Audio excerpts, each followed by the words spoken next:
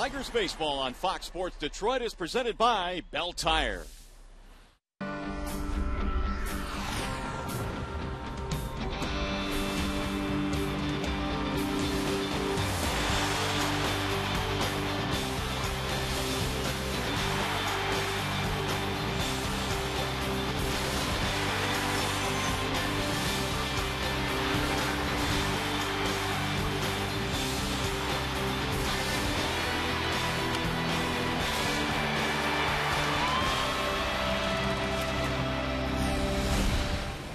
Well, Detroit's offense has been an extra base machine this year. The Tigers, though, has put up at least one extra base hit in all 40 games this season. It's a streak they intend on keeping going here tonight as we welcome you to Comerica Park in downtown Detroit. It's a cool and windy evening tonight, game one of this series, featuring the Toronto Blue Jays and your Detroit Tigers. Hi again, everyone. Welcome to Tigers Baseball. Mario and Pemba, glad to have you with us tonight for game one of this short two-game series against the Jays. Rod Allen will join us in a moment. It's a start tonight for Max Scherzer. After getting his start rained out yesterday, he'll go tonight, and he will face a Toronto Blue Jays offense that features one of, if not the best hitter in the American League this year. That would be Jose Bautista. This will be a major speed bump for Scherzer tonight. Bautista career against Max, 4 for 5 with a couple of doubles and a home run, and we will keep our eyes on this matchup tonight, the premier matchup in this ball game this evening. Tigers going for an 8-game winning streak. In the meantime, we send you back to the Coliseum studios now. Here's Mickey York.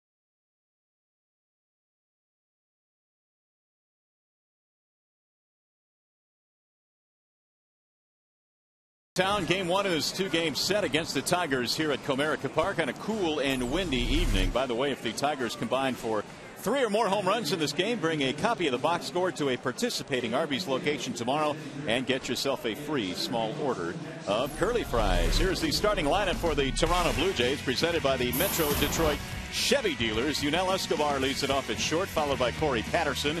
Jose Bautista batting third in right field. Edwin Encarnacion will play first base.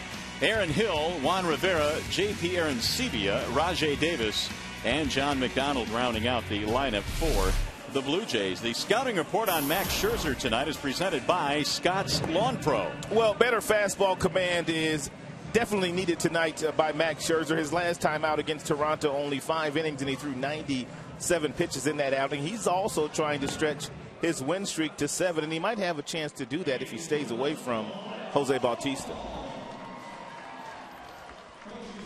Let's take a look at the Tigers defensively. As always, presented by the fine folks at Beaumont Hospitals. Andy Dirks in left field, making his major league debut. You've got Austin Jackson in center, Bosch, and he's in right. Inge, Peralta, Santiago Cabrera, they round out the infield, and Alex Avila is behind the plate. So Scherzer trying to run his winning streak to 7 straight to start the year. Marvelous numbers so far this season. And he is also sub-1 in the ERA at home this year. A perfect 3-0 at Comerica Park. So we're ready for baseball as Yunel Escobar leads it off for the Toronto Blue Jays. And the first pitch is in for a strike. Escobar batting .287. With 3 home runs, he's knocked in 11, 5 for 14 in that series against Detroit earlier this season. 0-2. Did you bring your long johns tonight? No, but I got a heavy jacket, though. You may need it. 44 degrees, our game time temp. Escobar has been doing a pretty nice job for John Farrell in that leadoff spot during their 5-game winning streak. Here's the 0-2. 1 ball and 2 strikes. Doesn't really come off like a leadoff hitter. Does not have blazing speed. Does not steal a lot of bases. They have a couple of guys in the starting lineup tonight to kind of fit that bill. That would be Patterson and Rajai Davis. 2-2 on Escobar. Patterson and then Bautista here in the first inning. We have a strong wind blowing here tonight. On Friday night, the game time temp was 77. And we're a long ways away from that here tonight. 2-2 is right back up the middle. Couple of hopper. Going to be a tough play, and he is safe at first base. Not much of a chance there for Santiago, who made it closer than I thought it would ever be.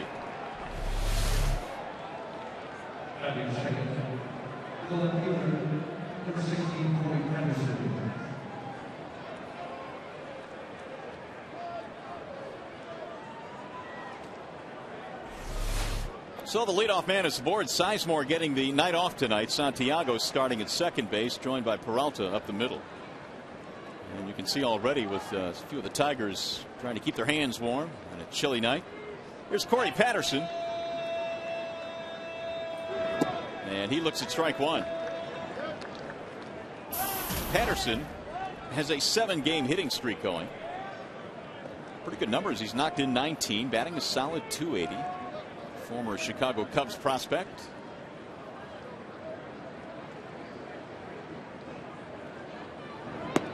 And Scherzer hits the outside corner. 0-2. Blue Jays come in at 20-20 on the season. Tigers 22-18. Of course, the Jays stuck in the American League East, where they have to battle the big boys every single season. Well, to win that division, you pretty much have to play .600 baseball if you're going to be in the hunt. And when the leaves turn brown, John Farrell knows that. Last 4 years, he had been the pitching coach for the Boston Red Sox.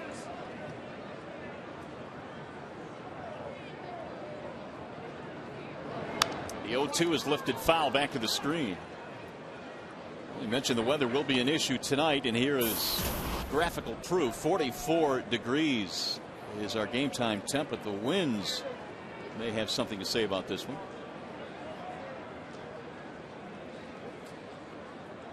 First of 2 between these two teams, and then the Tigers hit the road again.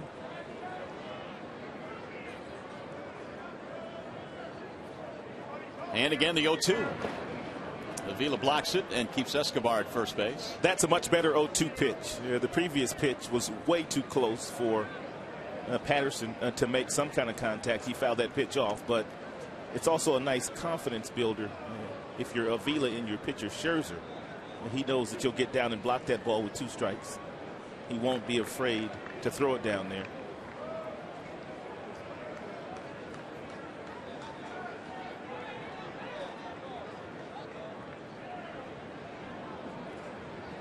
Here's the 1-2.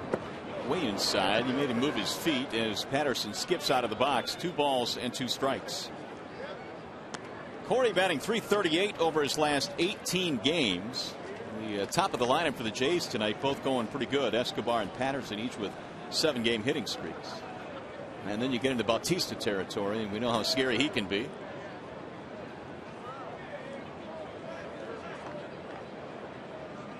Scherzer ready with the 2-2 pitch. Instead, he'll go to first.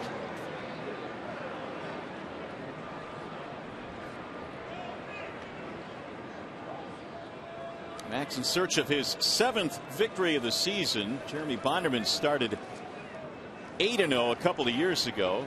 The best recent start for a Tiger starter. Max gave up 2 runs in 5 innings against the Jays his last time. It's off the end of the bat toward third. They'll let it roll foul. 2-2 the count remains on Corey Patterson. Bonderman started 8-0 in 2007.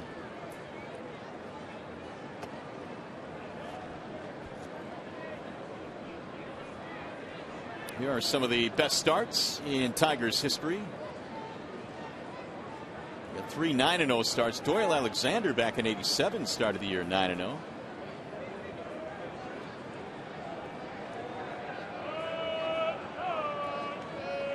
Two and two.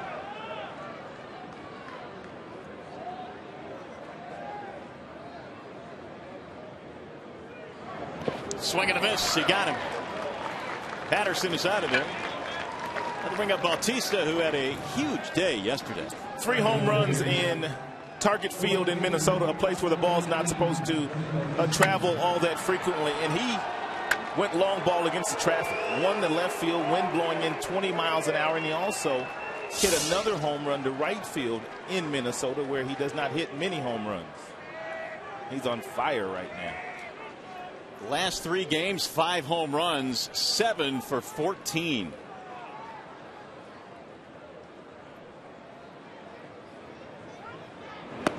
And Scherzer busts him inside 1-0. Well, they're not going to let Bautista beat them tonight. At least that's what I've been told. Yeah, but we've been told that before. Only 32 games this year for Bautista. He has missed 8 games and still has done this kind of damage. 16 home runs. 27 driven in. Tied for the league lead in hitting at .368. That's popped up. Shallow right field. Brendan Bosch coming in. And Bautista's out, 2 away. Holding at first base is Escobar. 91-mile-per-hour fastball up in the strike zone. And Bautista can't get to it. So the big gun is retired in his first at bat. And that'll bring up their cleanup man, Edwin Encarnacion, who has not homered yet this year, batting .246.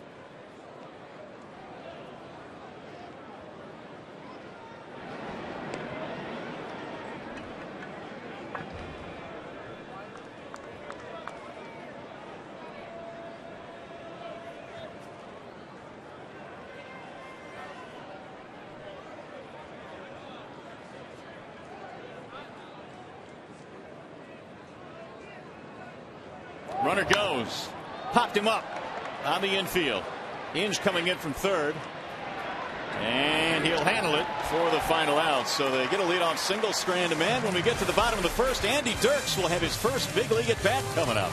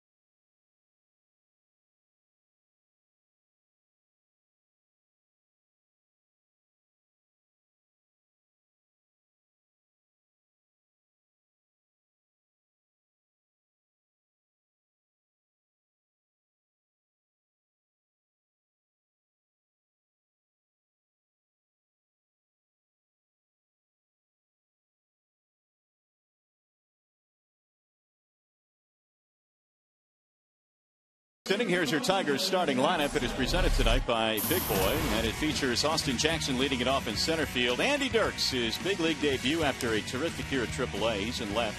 Bosch in right. You've got Cabrera, Martinez, Peralta.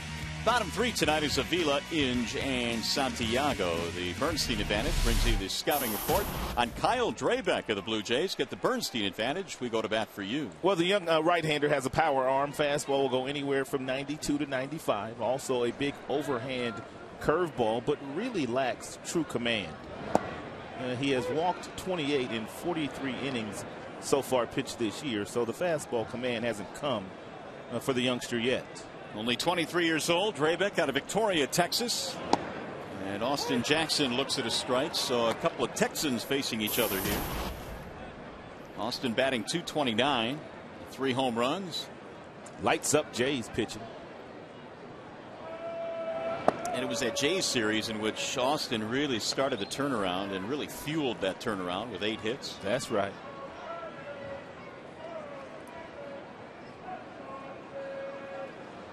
Here's the 1-2 pitch.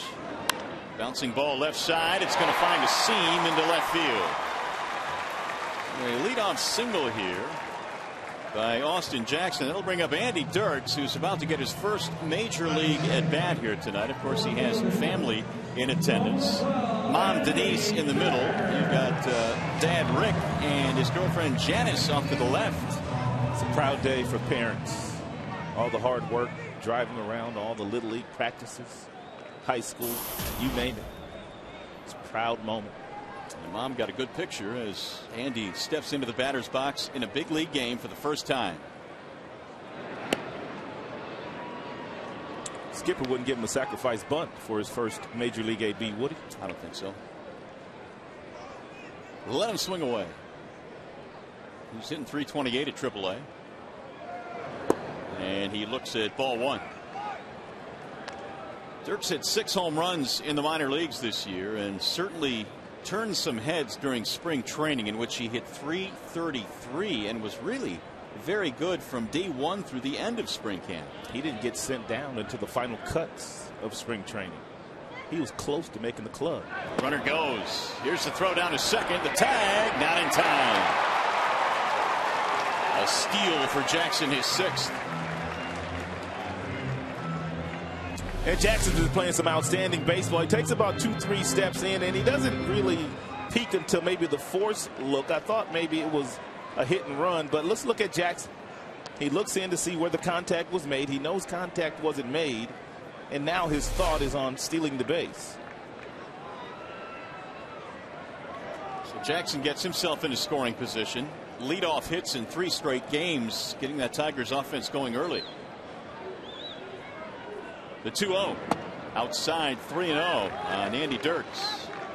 Talked to Phil Nevin in spring training, who managed Dirks last year, and he basically has said what Jim said today. He's a baseball player. Does everything right. Good defensively, very good offensively. In his first plate appearance in the major leagues, he'll be looking to play some situational baseball. Get Jackson over to third base via the ground ball, or you might get a base hit if you hit it through the infield on the right side, but you got to do a job here. 3-1 pitch. Outside, he lost in ball 4. A base on balls in his first big league at bat.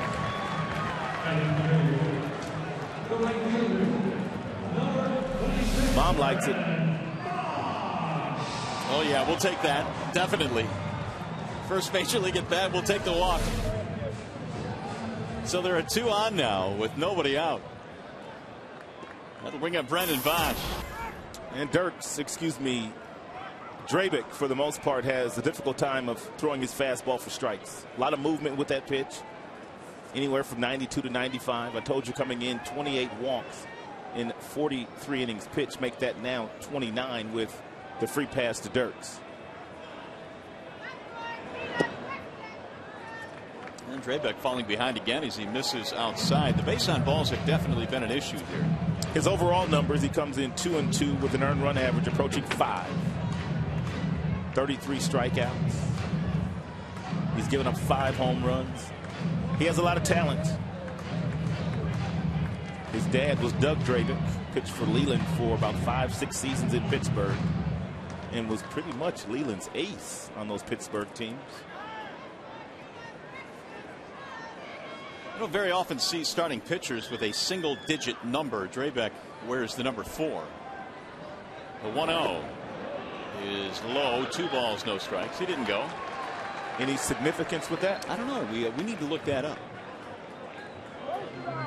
David Wells used to wear 3, but he was such a big Babe Ruth fan.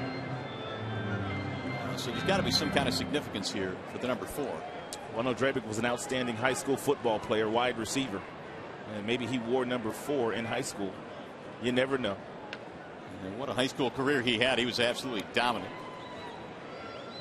Here's the 2-0 pitch, and he missed again. 3 balls and no strikes. One thing is for certain, he is digging a rather large-sized hole here. And Bosch might have the green light. 3 balls, no strikes. He has swung in a 3-0 pitch this year. Don't know for sure whether he has it or not, or whether he will swing, but if he does get a fastball right down the middle, why not? 3-1. Looked like he was taking all the way. Well, the Tigers have done pretty well with men in scoring position over the last 8 games. That's why they've got this streak going here, hitting .310 in these situations. They've been scoring first, too, in a lot of those games. Very first inning, Jackson's been touching home plate. 3-1 pitch, way low in the dirt, ball 4. That will load him up. Let's take a look at the Blue Jays defensively, presented by Tim Hortons. Patterson, Rajah Davis, Bautista in the outfield. McDonald, Escobar, Hill, Encarnacion round out the infield, and the good-looking young catcher, J.P. Aaron Sebia, is putting down the fingers tonight for the youngster Kyle Drabeck. Well, Drabeck right now has a situation where the bases are full and Cabrera strolling in. Although he had that terrible series against Toronto, just 1 for 14, this is not an enviable position right now. Yeah, one of the best hitters in baseball with runners in scoring position. And he looks at ball 1.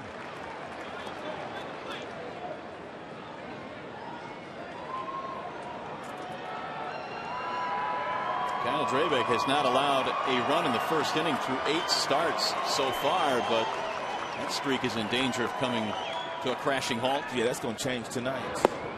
And another ball, 2-0. Meanwhile, John Farrell wondering, this is looking worse by the moment. How can we get it fixed? Drabeck, as we mentioned, only 23 years old, a first-round pick originally of the Phillies. Came over in the Roy Halladay deal. And there's a strike on the outer edge. And both of the guys pitching here today were drafted in '06 in the first round. Scherzer and Drabeck. .439 career with the bases loaded for the big fella. He'll zero in on this 2-1 pitch. Outside, 3-1. Well, I think he hit it right on the head. I mean, the kid throws with good velocity, but his command of the fastball just has not been there yet. Well, that was a book on him. He'll be up to 100 pitches by the time he gets to the 4th or 5th inning.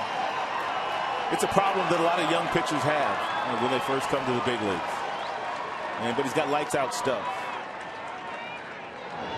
Swinging a high fly ball, right field, hit well. Bautista back to the warning track. He'll make the catch. Jackson will tag and score with ease as the throw comes back into second base. And Miguel Cabrera gets an RBI. Let's take a look at our Bell Tire pitch by pitch. Cabrera, one of the more dangerous hitters in all of baseball with runners in scoring position. He gets himself into a really nice hitter's count. Drabeck cannot find the strike zone. He goes 3-1, and Cabrera hit the ball to right field, and I thought getting up in that wind he might have a chance to trot around the bases, but didn't get enough of it.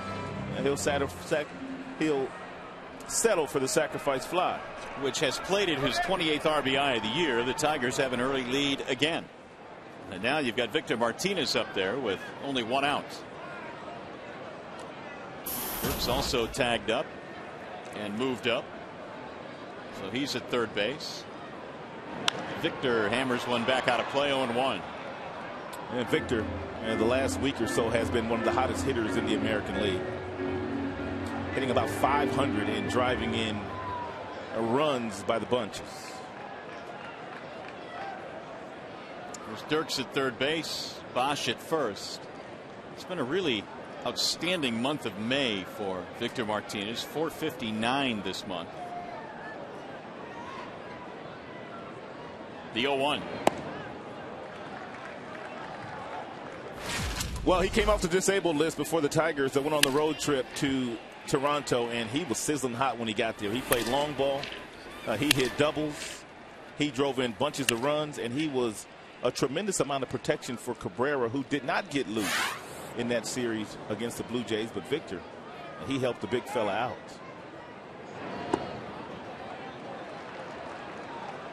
So Drabek continues to throw a lot of pitches here as he falls behind just about every hitter, including Martinez. And Victor 7 for 16 in that series against the Jays. He's licking his chops right now. Man on third, 1 out. 2-1 count. Bouncing ball back up the middle. This should be 2, and it is. And Drabek pitches out of a huge jam by allowing just 1 run. We'll go to the second.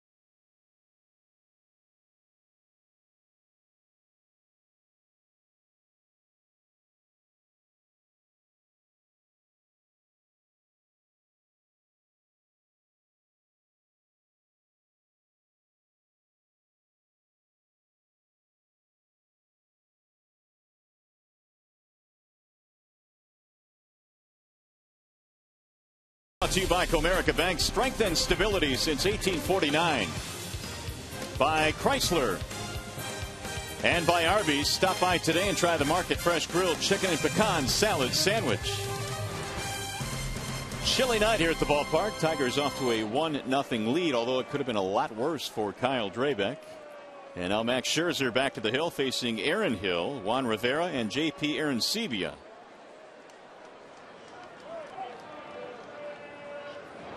Scherzer gave up a leadoff single to Escobar to start the game, but they were unable to score him. Meanwhile, Hill is hitting just a .194 since coming off the disabled list. And they are waiting for him to return to his 2009 stature, where he was hitting a ton of home runs, winning Silver Slugger awards. Yeah, he was the best offensive second baseman in the league that year. Took a step back last year. Huge step back. The 1-1. Slap to center field, not deep at all. Jackson is there. First out of the second. And that'll bring up Juan Rivera.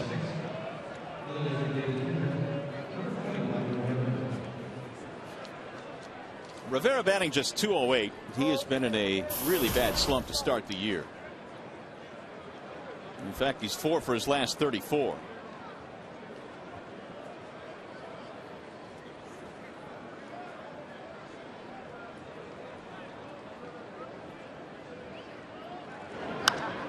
And he swings in the first pitch and skies it to right center.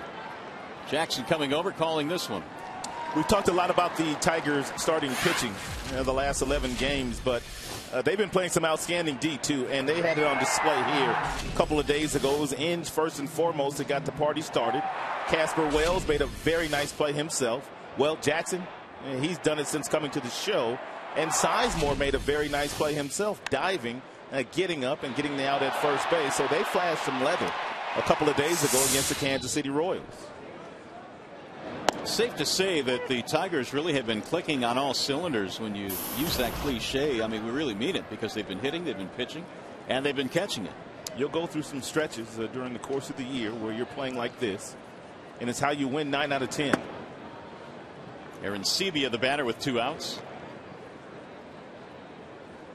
This is Scherzer's 20th career start here at Comerica Park, and he's won 11 of the previous 19 with only 4 losses. Fouled back out of play, 1-2. It was the at-bat that Arancibia had against Justin Verlander when he threw his no-hitter against Toronto that prevented Justin from throwing a perfect game.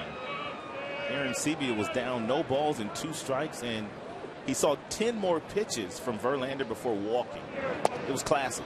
You know, the thing about that at bat too is ball 4 just barely missed. So to take a pitch that close in that type of situation was pretty impressive.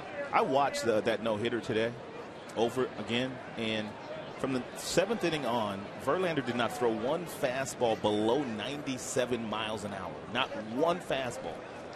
Unbelievable. And had that kind of command. There are the no-hitter numbers. 108 pitches to complete it on that Saturday at Rogers Center.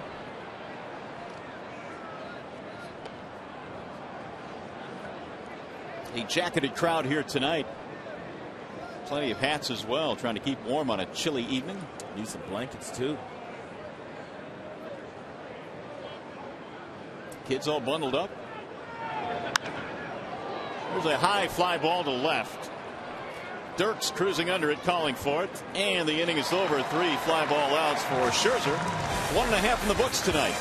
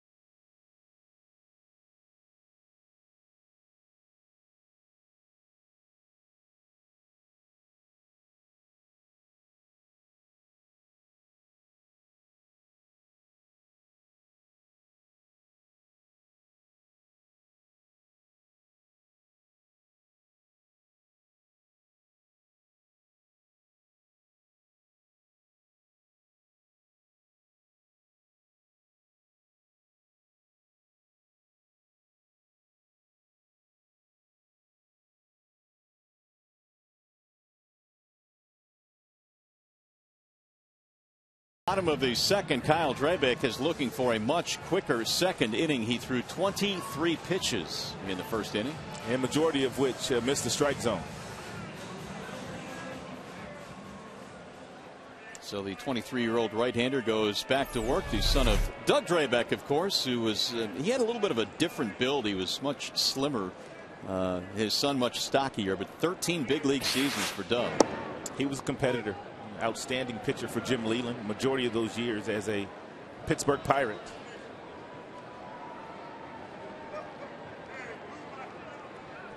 Here's the 0-1 to Johnny Peralta.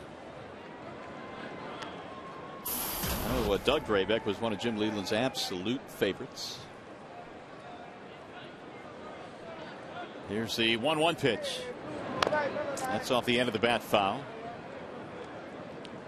So Kyle absolutely grew up around the game, and Jim said before the game today did not get a call from Doug about his son making a start against his team tonight. Doug is busy. He's coaching somewhere, I believe, in Bakersfield or somewhere like that. The Cal League. Yeah, so he's busy trying to keep them pitchers in line. He's got it. Swing and a miss, and Peralta is down on strikes. You know, we were kind of correct in our observation as the reason why Drabek, being a pitcher, wears number 4. He did wear it in high school. Did he? Where he was a standout star wide receiver and a tremendous pitcher and a very good hitter, too. He did it all in high school. He was no joke. Well, in high school, he had 27 home runs in his high school career. That's pretty good. And he was a combined 30-1 at Woodlands High School. He only lost 1 game? That's it. One time. Here's Alex Avila. As a matter of fact, since we're talking about his high school stats, he once threw a no-hitter in high school with 19 strikeouts in that game. And that was in a high-pressure game, a regional semifinal for the Texas State Championship. That's why this kid was drafted number 1 out of Victoria, Texas. The 0-1 pitch. I've always thought as well that kids who have had dads that played in the big leagues carry a little bit of extra pressure, and they are expected to do better than most other kids. They have a little extra swagger, too, because they've grown up in big league clubhouses around big league players. They've watched how the big league players have gone about their business, and they're really not in awe once they get into professional sports because they've kind of been around big league players their whole life. Alex Avila, the current hitter, the same way. He has been around the game his entire life. No doubt.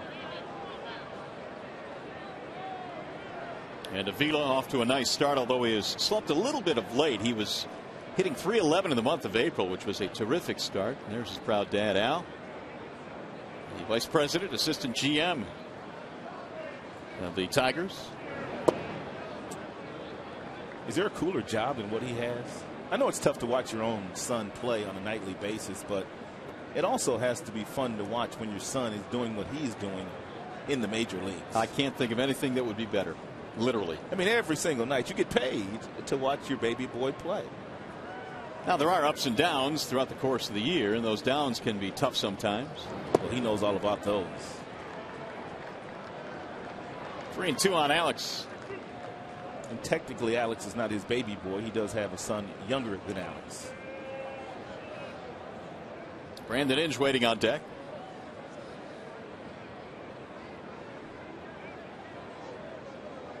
Three and two. High towering fly ball to left. Corey Patterson under it. And there are 2 outs.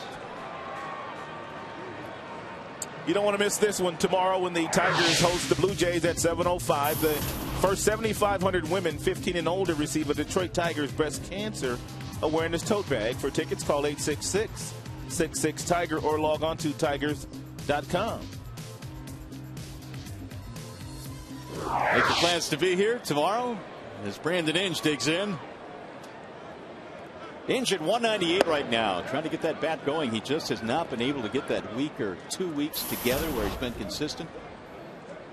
Had 3 hits in the series in Toronto last week. Drabek's 1-0. Inge is a good team player. He's still playing really well defensively, and he knows sooner or later he'll chip in with the rest of his teammates. But he likes the fact that they're still winning games. 2-1.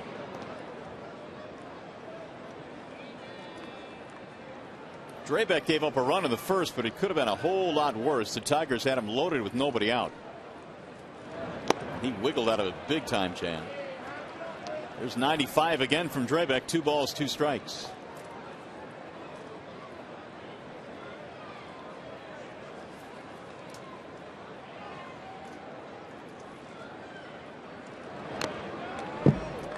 While Drabek's record is only 2-2 on the year, his club is 6-2 in the games that he has started this season, which I guess says something.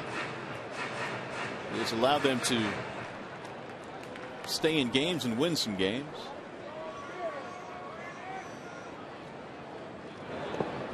One bounces in. 3 balls, 2 strikes. Yeah, a couple of former #1 picks as the battery tonight for Toronto. Drabek and Aaron Sevilla. Santiago waits on deck.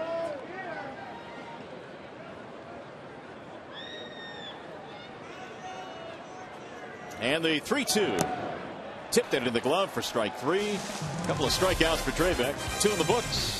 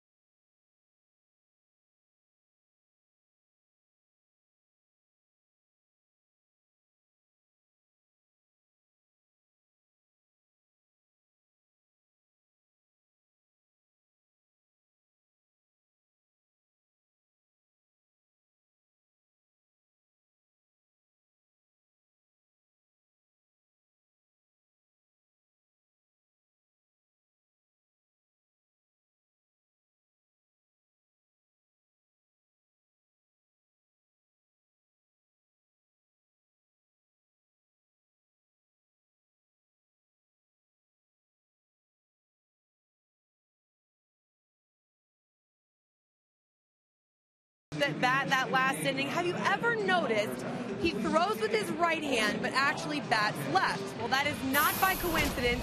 His father, who Rod and Mario were just talking about and works for the Tigers, actually trained Alex to do that from a very young age. He thought he'd be much more valuable as a player and a catcher if he could bat lefty. I just remember countless times in the yard, you know, he's flipping me the ball or hitting off the tee, just trying to get that left-handed swing down, and he never let me hit right-handed until, you know, I was able to hit left-handed. You know, I talked to Alex about this, and he said, as far back as he can remember, maybe 4 or 5 years old in T-ball, he has been practicing that left swing. So, Rod and Mario, it seems to be working out for him now, but definitely something the father and son have worked on for a number of years. Yes, Shannon, thanks. And what do they always say, Rod? The quickest way to the big leagues, perhaps, is being a left-handed batting catcher. No question about that. And Alex Sevilla has gotten here and has really done some good work this year, both offensively and defensively. Rajay Davis is leading it off. It's Davis, McDonald, and then Escobar facing Max Scherzer, who has retired 6 in a row. The Blue Jays have had a lot of injuries this year. They pretty much have not had their regular 9 starting since opening day. Rajai Davis went down with an ankle injury on opening day, and they pretty much have not had their starting 9 since that day collectively. Now Adam Lind is missing. Yeah, he went out in that series against Detroit and has missed 7 games with a stiff lower back, and that's a pretty big bat to be missing. I told you Jose Bautista has missed 8 games this year for John Farrell's Toronto Blue Jays, and yet they come in with a .500 record, 20-20. Popped up a breaking ball. Santiago at second. 1 out. Davis is gone. So far, the majority of the outs that Scherzer has recorded here tonight have been in the air. And Brad Penny, I believe, 14 ground ball outs a couple of days ago against the Kansas City Royals. Here's McDonald. John batting .217. Very versatile performer. He is playing third base tonight. And he looks at strike 1. If John McDonald could hit about .260, .270, he'd be an everyday player in the major leagues. That's how good his glove work is. He can play some defense. And he is a very gritty player. Not a whole lot of pop in his bat, but he does have some. And that illustrates your point, .238 career. Well, that's why he's a backup player and playing in his 13th season. It's a lot like Ramon Santiago at second base. He can sit for 4 or 5 days in a row and come in and most definitely play good defense for you. Santiago hits a little bit better than John McDonald.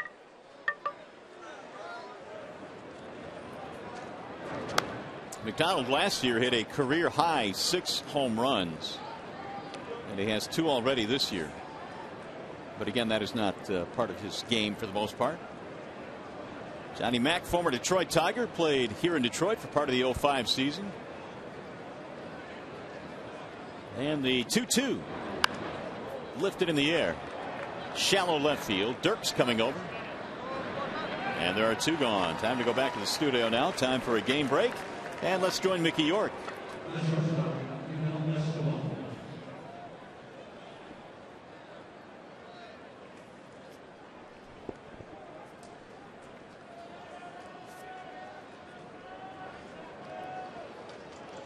All right, Mick, thanks. I continue to be amazed by the Tampa Bay Rays. With all the people that they have lost, the glue, though, to that team is Joe Madden, their manager. Tremendous manager. Escobar looks at strike 1. What's up in Yankee land? They got some drama going on over there. Don't they, though? Jorge asking out of the game a couple of days ago. And then the team not liking Derek Jeter's comments about it. 0-2. Oh, well. Even at the advanced ages of some of those players in that lineup, still a very scary starting 9 that they throw out. The 0-2 is fouled off. Escobar is still alive. He led off the game with an infield hit.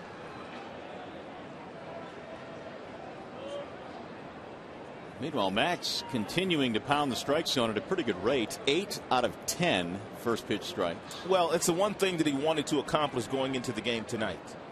Max threw 97 pitches his last start against Toronto in only 5 innings. And that's not Max. 97 pitches for a guy that has his talent should get him into the 7th inning.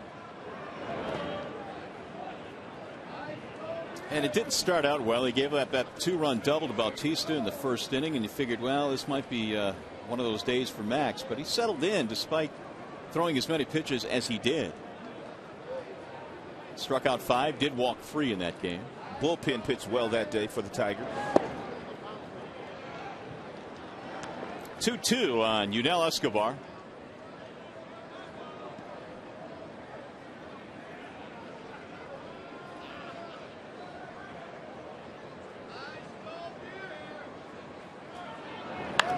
Right back up the middle, and he's 2 for 2. Escobar singles to center field. The only 2 hits so far for Toronto. And it keeps the inning going now for Corey Patterson, who Scherzer struck out back in the first.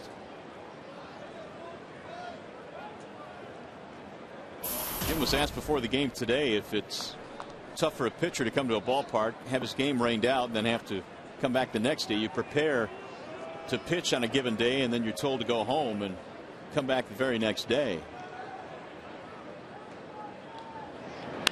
Here's a bouncing ball hit to the right side. Santiago will gobble this one up to finish that up when we come back. Meanwhile, Scherzer allows a hit, but no damage done.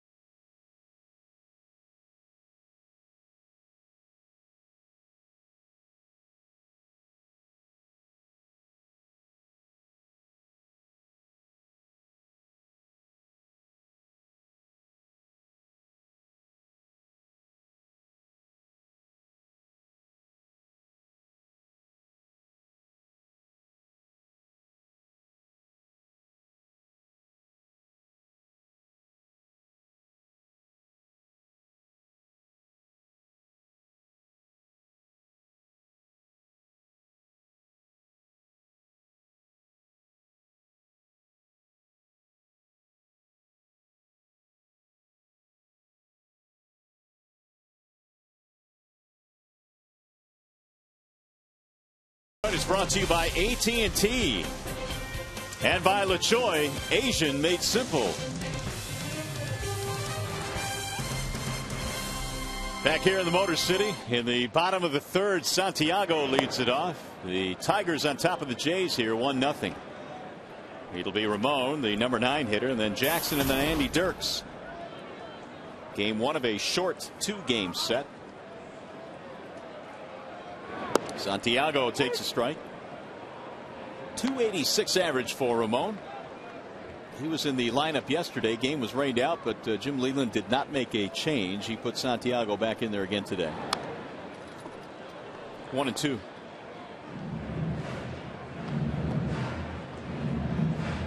Four-game hit streak for Ramon. Hasn't homered yet this year, but as we have seen, he does have some sneaky power.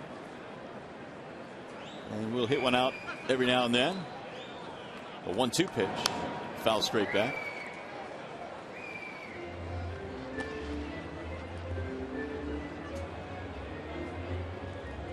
Draybeck really rebounded nicely from that lengthy first inning. The 1-2. 2 balls, 2 strikes.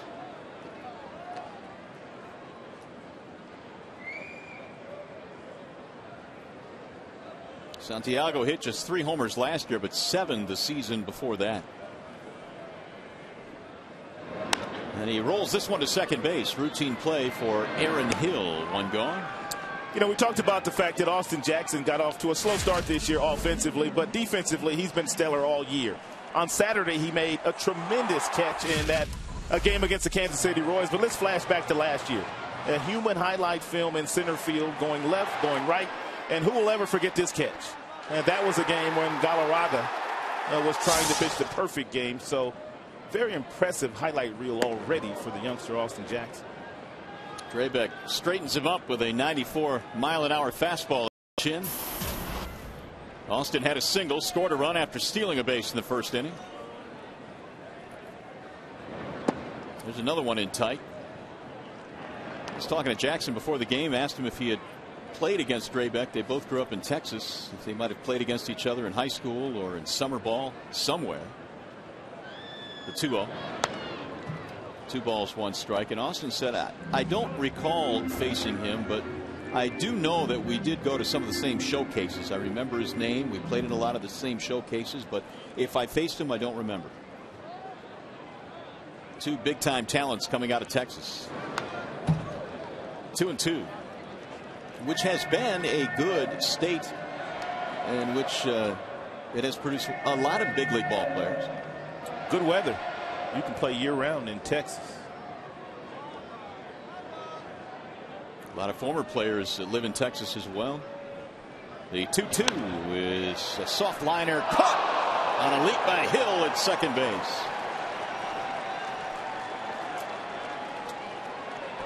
Aaron Hill timed his jump perfectly, and it's kind of tough to elevate when you're basically elevating from a standstill position, but that's what Hill was able to do, and he caught that ball right in the webbing of his glove. Nice play for Hill. That's all Aaron had right there.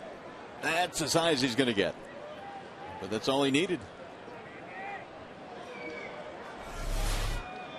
Here's Andy Dirks. Bouncing ball left side. There's his first major league hit. A single the opposite way, and Dirks is aboard. And his mom Denise and dad Rick very proud. So take that baseball out of play. Congratulations, Andy. Andy has some speed, so McDonald at third is drawn in, and he just kind of slaps his 2-seam fastball away from him, right past drawn in McDonald for a solid single.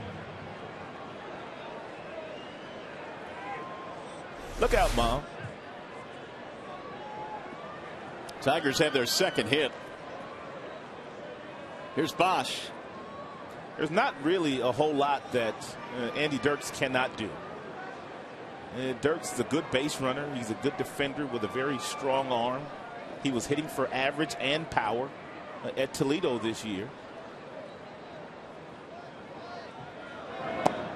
I was also watching him in the clubhouse when he was watching the video on Draybeck, and I was asking him what did Draybeck throw, and he says, well, I've already faced him a few times in the minor leagues, so I have a pretty good idea of what he's throwing. And I asked Dirks, well, what'd you do? He said, well, I got a few hits off of him. I don't know exactly, but I've gotten some hits off of him.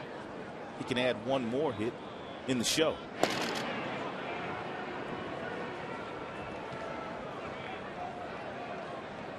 Drabek facing Bosch, who he walked in the first inning. Drabek gave up a single and 2 walks and a sac fly. That's how the Tigers got their run. But he then got a big double play ball to get out of that frame. The 0-1. In the infield, as we told you last week, if you weren't with us, Escobar pretty much plays right behind second base on several hitters. It's not just Brennan Bosch, but several hitters. He places himself exactly where he is right now.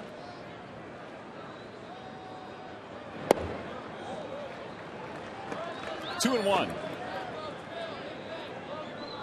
Brennan 14 hits up the middle this year. 18 to right. I guess that's why they're pinching him in that direction. Very few to the left side. Only 6 in that direction. That's why they only need a couple of players over there.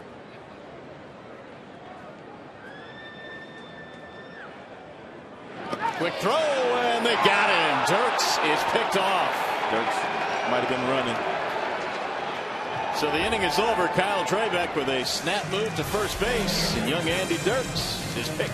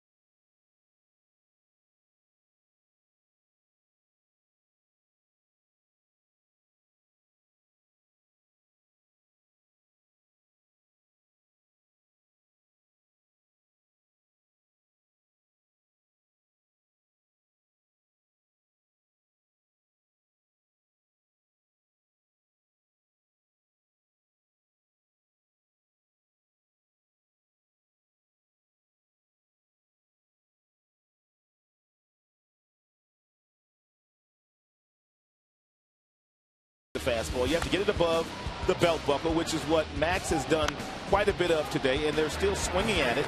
As a result of it, they really haven't been able to make really good, solid contact against Max, and he's gotten himself some lazy fly balls for outs. Very nice game plan tonight by Max Scherzer. It's been a good recipe, and Jose Bautista leads it off here in the 4th inning. Still 1-0 Detroit. It'll be Bautista, Encarnacion, and then Aaron Hill. Max works quickly. The 0-1. Outside, 1 ball and 1 strike. 70 home runs since the beginning of last season for Jose. 70 home runs. Stunning numbers. Bautista fouls it away, and here is the Farmers Insurance report card tonight. And Rod, that kind of talks about what you just brought up. I mean, look at some of these numbers that he leads the major leagues with. Incredible. Incredible. Homers, runs, walks, slugging percentage. Sooner or later, they're going to have to find another league for this cat, a higher league to go to. 2-2. The amazing stat about the home runs, though, is that Albert Pujols in the major leagues is second to the 70 home runs.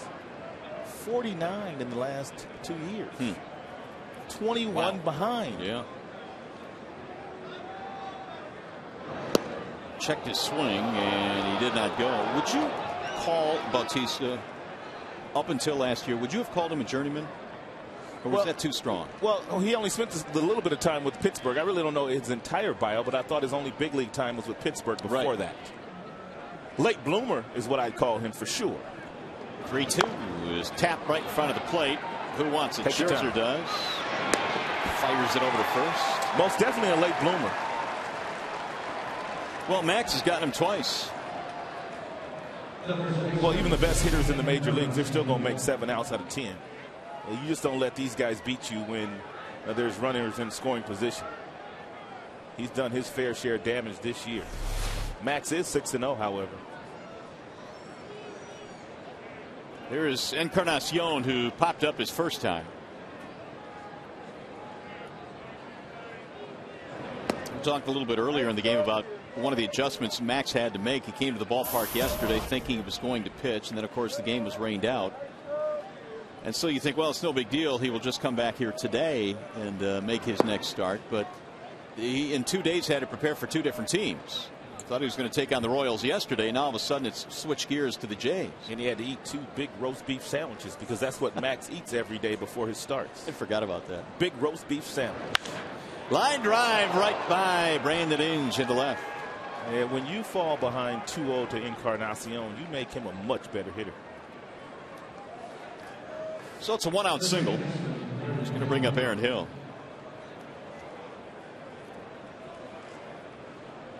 Hill is 0 for 1 with, guess what? Yes, a fly ball. One of many that Scherzer has had so far tonight. Flying out to center field. Hill has not homered yet this year. Spent time on the disabled list with a bad hamstring.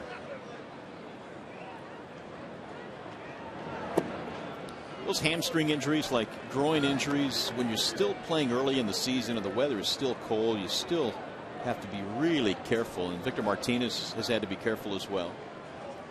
He spent some time on the DL with a groin problem. That's why they put Maglio on the disabled list too, with that sore ankle. The weather wasn't helping Maglio at all.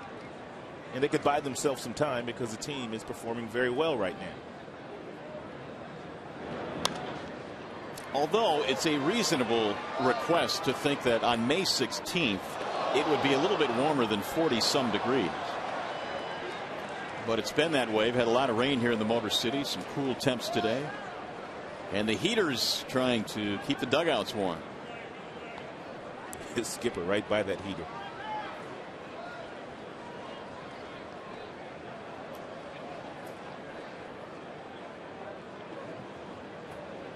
Here's the 1-1. Swing and a miss. 1-2 on Hill. Really nice changeup. Scherzer had an outstanding changeup when he came from Arizona. But the 2 pitches that have kind of separated him, you see the grip here. It's a circle change, little fading action down and in. But he really has gotten better with his fastball command in the mid-90s. And he's taken a little bit off his slider, which has allowed him to win 6 and lose none. And it's a big middle of May.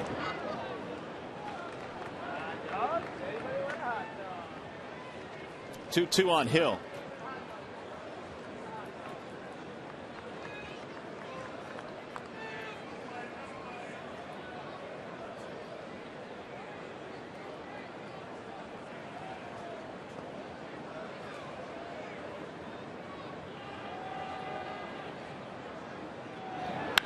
Line drive, base hit, left field. Encarnacion will get to second base, and here come the Blue Jays now. They've got a rally going here, their best scoring threat. Hey, Tigers fans who are currently serving in the U.S. Armed Forces at home and abroad can receive a free DVD of this year's home opener telecast against the Royals. It's a project titled Operation Opening Day, and now in its 3rd year. For details, visit tigers.com/Operation Opening Day. Happy to report that a lot of interest again this year in Operation Opening Days. We thank our troops around the world. Tigers 3-0 in those last 3 DVDs. It makes it all that much nicer, that's for sure. Here's Juan Rivera, hitting only 167 with men in scoring position this year. He bails out on ball 1. Rivera, one of those guys that will take that front leg, and once he picks it up and puts it down, it's pointed down toward third base, and what he's anticipating is a fastball inside. And if he gets that fastball inside, the hips will already be cleared out of the way. which allows you to have a little bit more bat speed. And it's 2-0. It didn't go around. The Blue Jays in the offseason were able to unload the Vernon Wells contract. They sent him to the Angels. Rivera was part of that deal, and Vernon Wells on the DL right now is hitting just 183 as an Angel. Scuffling, to say the least. Here's the 2-0. Driven toward left field on a line. Dirks leaps to make the catch. Took off on him a little bit, but the runners have to retreat. Hard hit ball by Rivera. Sometimes in the outfield, when you're playing the corner outfield spot, you don't know whether this ball is going to take off on you or whether it has some topspin, which will fall at your feet. And that one had some backspin on it. How much of an adjustment is it for Dirks tonight, playing in his first big league outfield in his first big league game? I mean, obviously these stadiums up here are much more expansive. I know he played all three outfield positions in spring training, but if my memory serves me correctly, he's a natural center fielder. So there's going to be somewhat of an adjustment for him playing the corner outfield spots if he had been playing every day in center field in Toledo. There's a pop-up left side of the infield. It appears Scherzer will pitch out of the jam. And he will. No runs, 2 hits, 2 left. We go to the bottom of the fourth.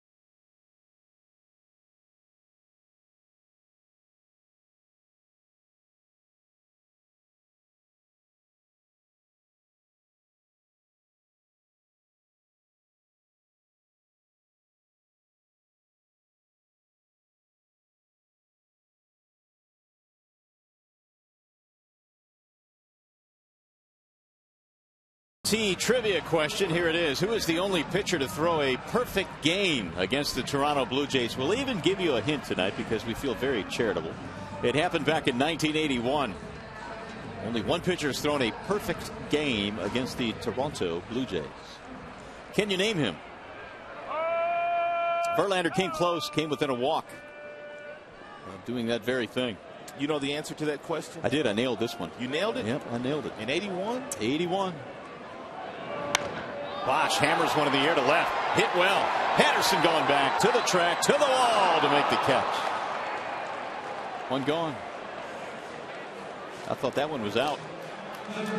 That crosswind, though, blowing from left to right. Don't know if that had an effect. It may have.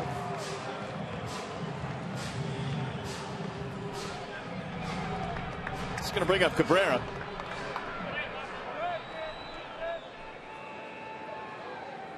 Miguel with a sac fly back in the first.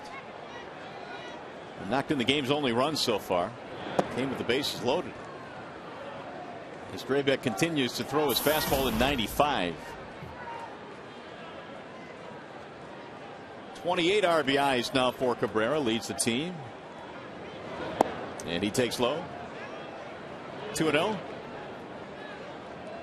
Draybeck threw 23 pitches in that first inning. And since has really settled into this one. And now he goes 3-0.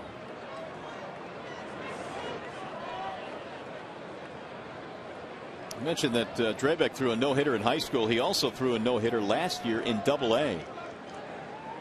Had a big season in Double-A. And he walks Cabrera on 4 straight pitches. Third walk. Aaron Sebia goes out to have a little chat.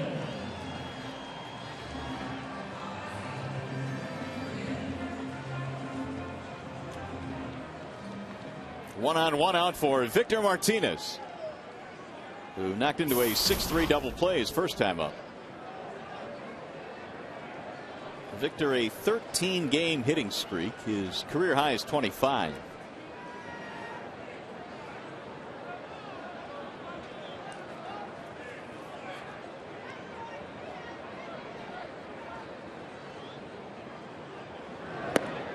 Ball 1. If you're wondering what the longest hitting streak in the American League this year has been, Jacoby Ellsbury and Alex Gordon, each with 19 gamers. Ellsbury's been playing some really good baseball for Boston. Hasn't he, though? As he's gotten hot, that team's gotten hot. Popped him up. Left side of the infield. McDonald. 2 gone.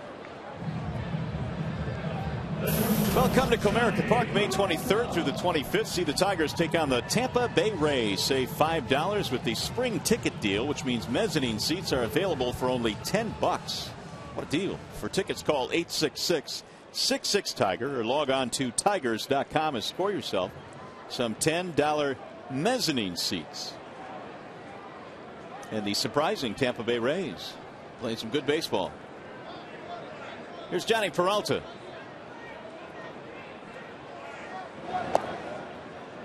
Johnny struck out against Drabek back in the second. Even though Tampa lost a lot of components from their bullpen and, of course, Carl Crawford, that starting rotation still intact. And with the exception, of course, Matt Garza going to the Chicago Cubs, but they can still pitch. There's a lot of good pitching in the American League this year. A lot of good pitching.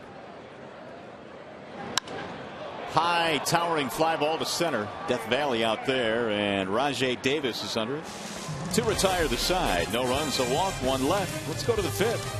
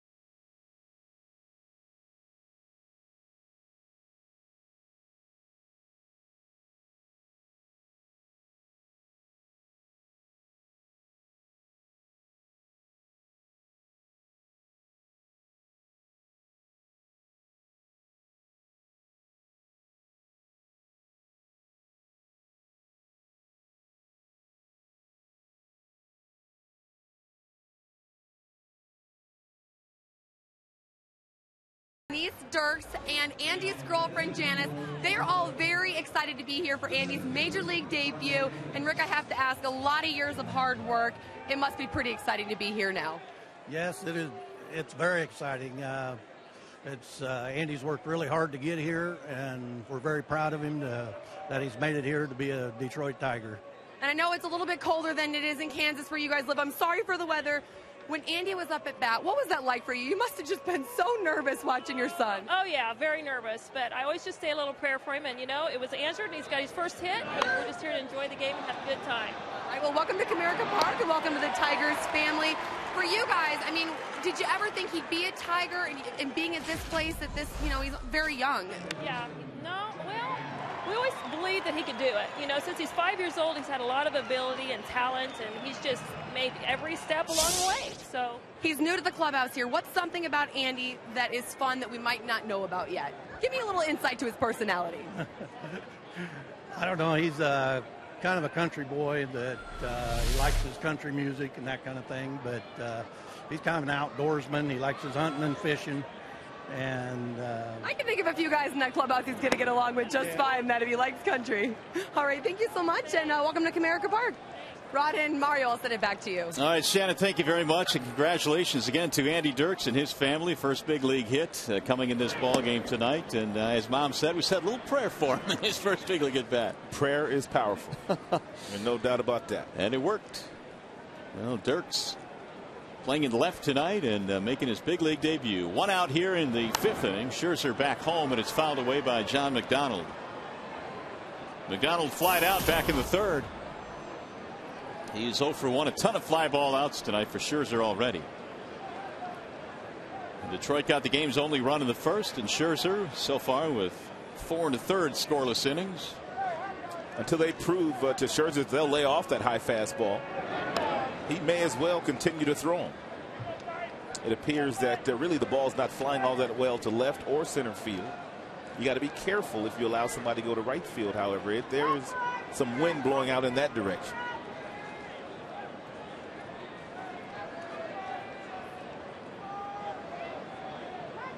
Here's the 1-2 pitch. Outside, 2 balls, 2 strikes.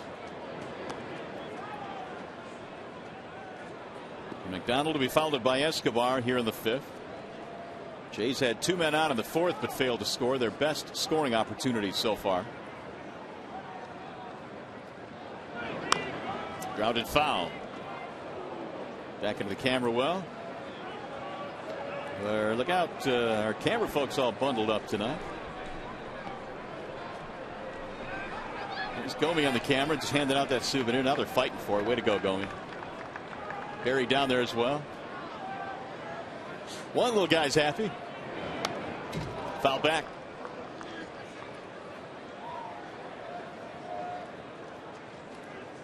Little fella's cap's a little big, isn't it? the one on the right? Yeah. How about that? He's keeping his ears warm. Yeah, I guess so. He's keeping his neck warm, actually. That's checked and rolled back to the mound. Scherzer with a soft toss, and there are 2 gone. Let's bring you that trivia question again tonight, courtesy of AT&T. Who was the only pitcher to throw a perfect game against the Blue Jays? A hint, it happened in '81. That would be Len Barker of the Indians. Large Lenny. And a 3-0 win. Verlander again came within a walk of getting that perfect game against Toronto last Saturday. And it looked like we were in for some more suspense when he got the start against Kansas City, his next outing. What, 5 1/3? Yep. No hit baseball? Rolling up zeros again in that game. Escobar looks at a strike. Speaking of rolling up zeros, this Tigers pitching staff, and they have been on a mission in their last 11 games. Earned run average at 167. 11 games, 167.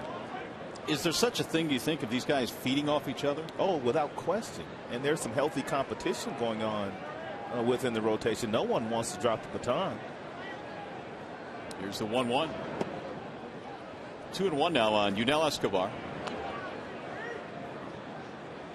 Well, Scherzer hasn't dropped the baton yet. Verlander's been awesome. Brad Penny continues to pitch outstanding baseball. There's the 2-1. And outside, 3-1 on Escobar, who has 2 of the 4 Toronto hits tonight.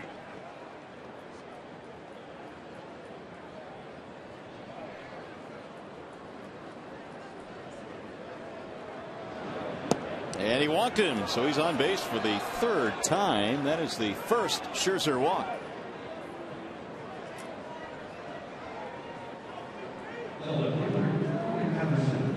Jays get another base runner that'll bring up Corey Patterson. 0 for 2 for Patterson tonight.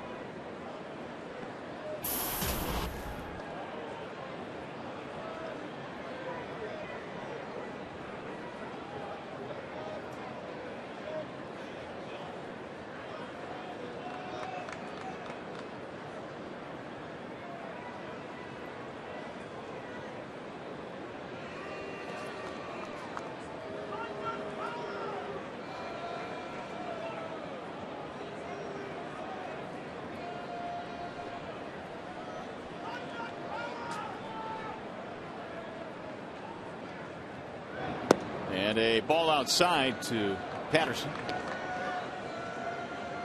Well, let's see. 75 total pitches now for Max. Pitching here in the 5th. Told you earlier that in 5 innings he threw 97 pitches in his last start against the Jays.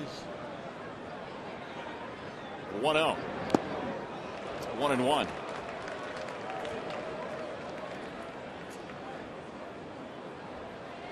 Once Max gets above 76 pitches, you can see the batting average goes up a tick against him. 286 versus 283.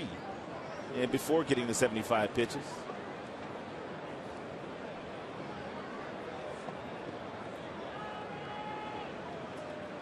And the 1-1 runner goes. Here comes Avila's throw. It's on target. He is out. We see you, Alex. A rocket to second base, nailing Yunel Escobar. You're watching Tigers baseball on Fox Sports Detroit, presented by Bell Tire.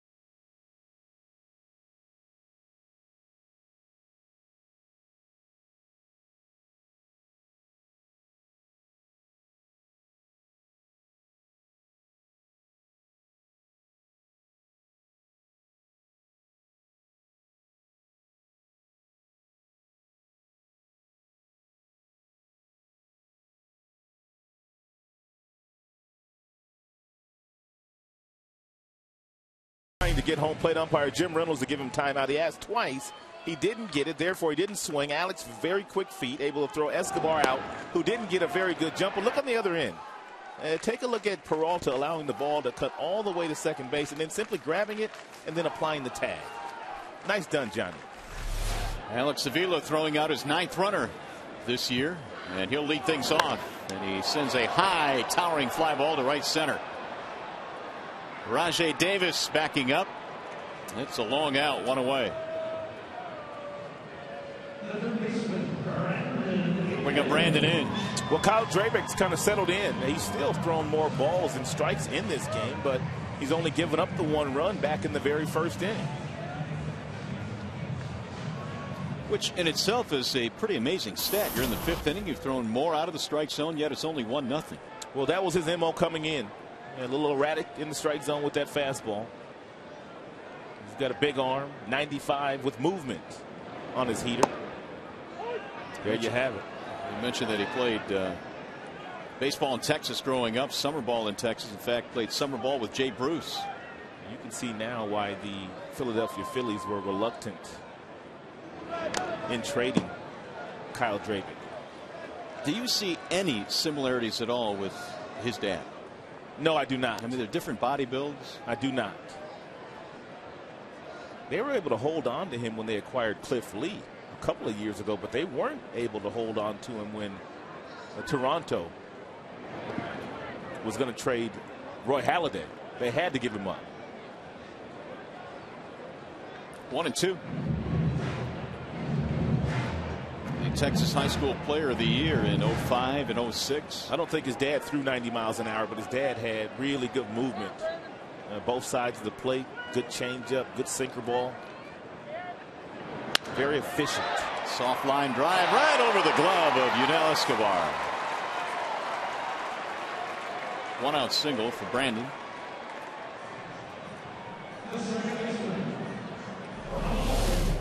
No elevation here for Yunel, or at least not enough elevation. Tigers have only their third hit in this game. They had a couple of walks and a single in the first, setting up their only run.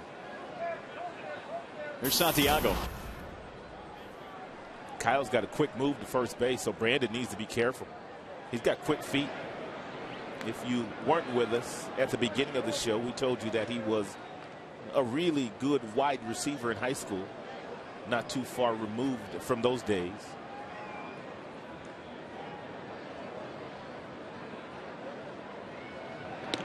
He picked off Andy Dirks earlier in the game, back in the third. Ainge not getting a very large lead. That's one thing about most of the players in the major leagues. If you look at their bios in the media guide, very few of them weren't two sports stars at some point in time in high school, or some even in college. Popped him up. Foul ground at first base, Encarnacion. 2 gone.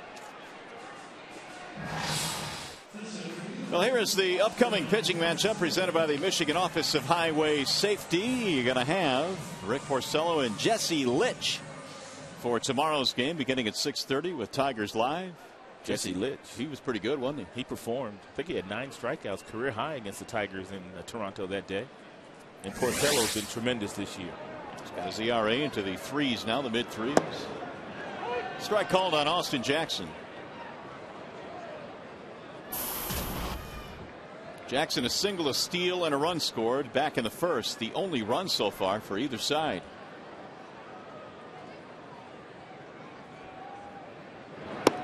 One thing the Tigers have been able to do in recent games is get a little bit of offense for their starting pitcher to make him a little bit more comfortable.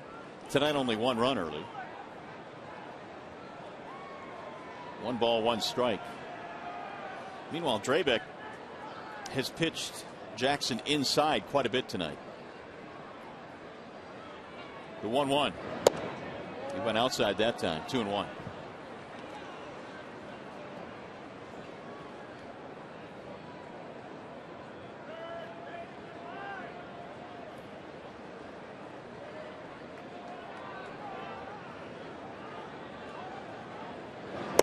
Outside again. 3 balls, 1 strike.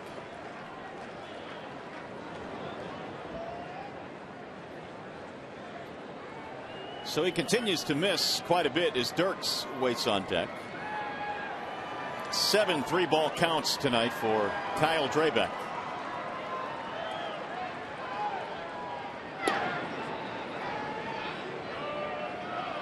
He throws that ball over to first base as hard as he throws it to the plate.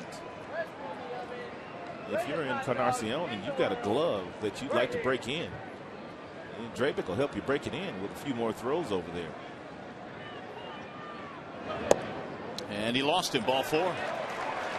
It's his 4th walk in this game.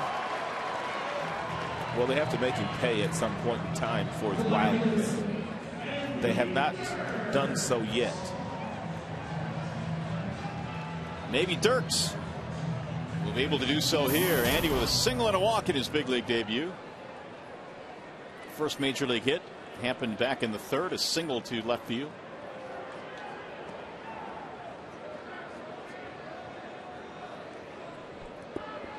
And he was an 8th round pick back in 2008 for the Tigers. He started his collegiate career by playing at a junior college. And there's a strike. Which is not a bad way to go. If you're not highly touted coming out of high school, instead of forcing your way into a D1 program, go to junior college. And for a year, maybe 2, and then go to D1 and then get on your way. Nothing wrong with junior college. Ground ball right side, foul. Well, Dirks at the time of his call-up had 43 hits, which was the second most in the International League. A couple of the Mud Hens that played really, really well getting their opportunities this year. Sizemore first, and now Dirks. The Toledo Mud Hens have a big league hitting instructor in Leon Bull Durham. And Leon should be in the big leagues, but obviously he's not. And he has really helped a lot of those kids in Toledo. A lot of them. 1-2.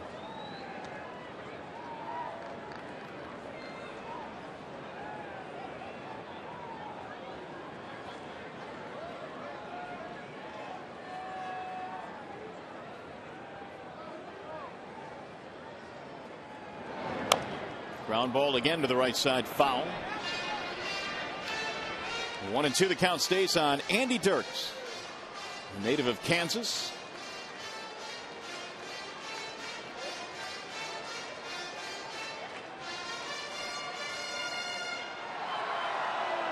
Was hitting .328 with 6 home runs in AAA. Had knocked in 20, and he also stole some bases, 10 with Toledo.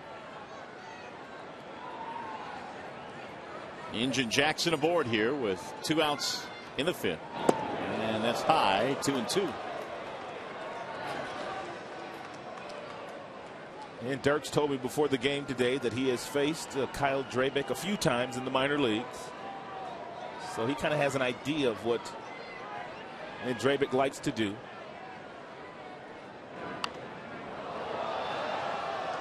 Well, it's got to make him feel a little bit more comfortable, at least. Your first major league at bats coming against the guy that you have faced in the minor leagues this year or last year. As Jim Leland said, he's up here, so we're going to play him. He'll get his opportunities. The 2-2. Rarely do the Tigers call up somebody from the minor leagues just to sit the bench. And Dirks will be no different. He'll get his opportunity. It may not be on a daily basis, but he'll play. Jim's not afraid to use anyone on his 25-man roster. He likes the makeup of his entire club. 3-2. Runners will be on the move here. There they go. High fly ball, left field. Corey Patterson battling it a bit, and the inning is over. Tigers threaten to not score. Let's go to the 6th.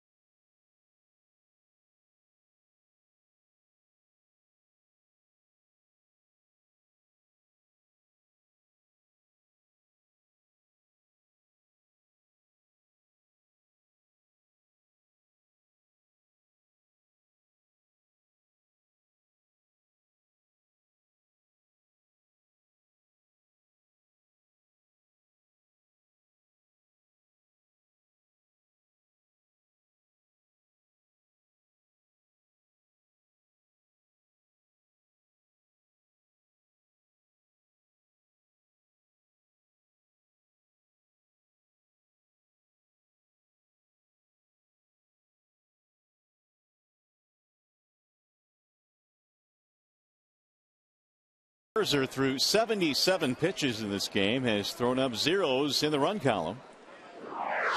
And now the Tigers in their last 12 games, as we update the numbers that we showed you earlier tonight, they just keep getting better and better. Opponents batting just .206 and an ERA of 1.57 for the starting pitching in the last 12, including tonight. Here's a bunt dragged down the first base line. Somebody needs to cover. Scherzer gets there, not in time. Corey Patterson bunts his way on. It's a perfectly placed bunt by Corey Patterson, and as soon as Cabrera grabs the ball, like right here, you can see where Scherzer's at. There's no way that he's going to beat Patterson to the bag, and Patterson simply outruns him to the bag. Perfectly placed bunt by Patterson. And that'll be Corey's first hit of the night. Just got there ahead of Scherzer. It's another reason why the base running coaches, they always tell you when you're going to that bag, make sure you hit the front part of the bag. If he hits the middle part of the bag, or if he hits the end of the bag toward the outfield, he may have been called out there. Hit the first part of the bag. Here's Bautista. Scherzer backs him out of there. Well, if you're Scherzer right now, regardless of the speed that Patterson has at first base, you need to pay attention to him. But when you throw that ball home, make sure your attention's not divided between he and Bautista. You have to make sure of that.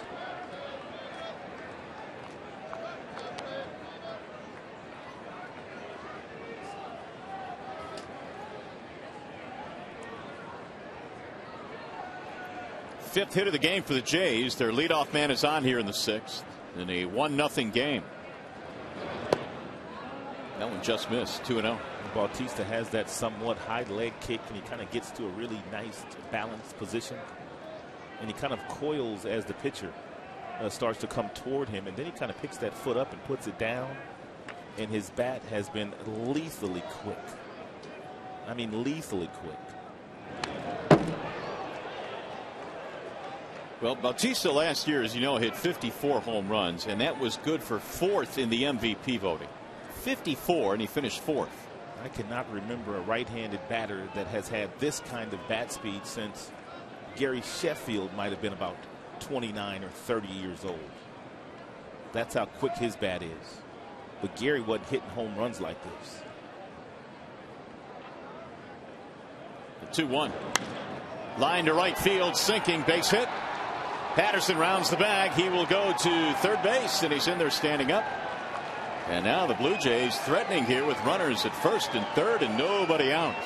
Nice job of hitting here by Bautista. It's a breaking ball that kind of stays up and inside, but look at him pull his hands inside here. He recognizes it's going to be inside. Now the hands get close to the body, and he fights the ball off the opposite way into an area where he gets very few hits. And Patterson needed no help in going to third base. It's only his 7th hit in that direction this year. That's almost winning the battle, though, against Bautista if you're Scherzer. I agree. 6 hits now for Toronto, nobody out. And strike one on Encarnacion.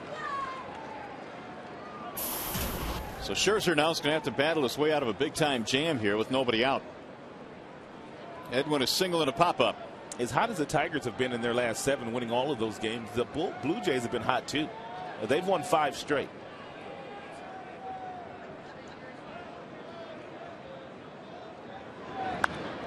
Hopped him up. Avila. And he hangs on, 1 out. That's a huge out right there. And that's a really tough play. Really difficult play because he's battling the wind. I mean, he has a pretty good beat on where this ball is. As soon as it goes up, he knows exactly where it's at. He drops the catcher's gear. He doesn't want that to come into play. And then the wind starts to push the ball back. But Alex was able to make that play. And now a double play gets Scherzer out of this mess. Here's Aaron Hill. Anything hit that high is going to be messed with tonight by the wind. Hill with a base hit back in the 4th, 1 for 2. Bautista has a huge lead over at first base. Huge lead. Fouled off 0-1. Well, he's got 4 steals this year. This whole team runs again.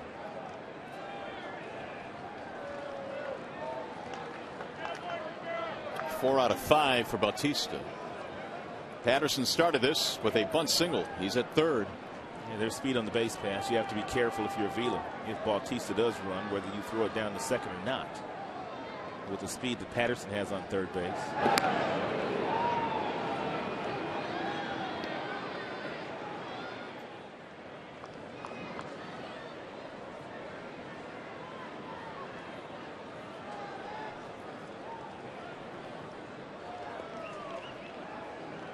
Hill has not bounced into a double play so far this year. This would be a dandy spot. For sure. 0-2. I like the pitch. I like the changeup there because the changeup will get guys out in front and get them to roll over something in. You have a better chance of getting that ground ball if you're working south of the knees, as that last pitch was by Max.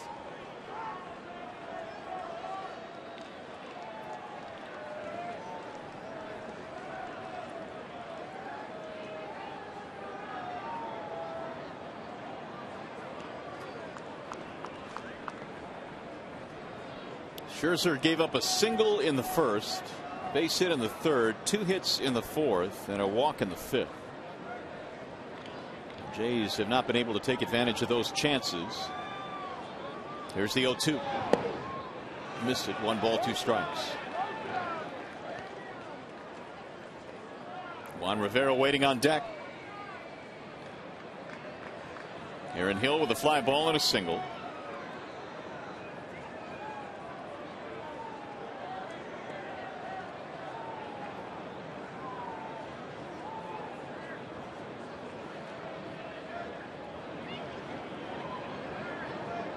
And the 1-2.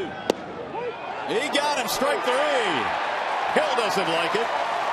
But Jim Reynolds has just sent him back to the bench. Nice job by Avila calling that fastball. On the first pitch, when the count was 0-2, the changeup that he took down in the bottom of the strike zone was one that told Avila, you know what, they're sitting on something soft. So he came back with a 92-mile-per-hour fastball that may have been a little off the plate, but Scherzer will take it. Yes, it was. But it's a big strikeout. And now an opportunity to pitch out of this with Juan Rivera up there. You know Rivera wants that ball inside. So if you do go in there, make sure you go way off the plate.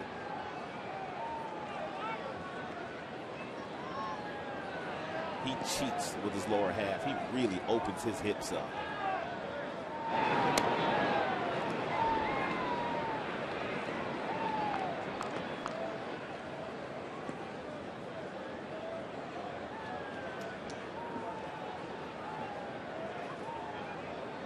Bautista edging off the bag, taking a large lead at first base.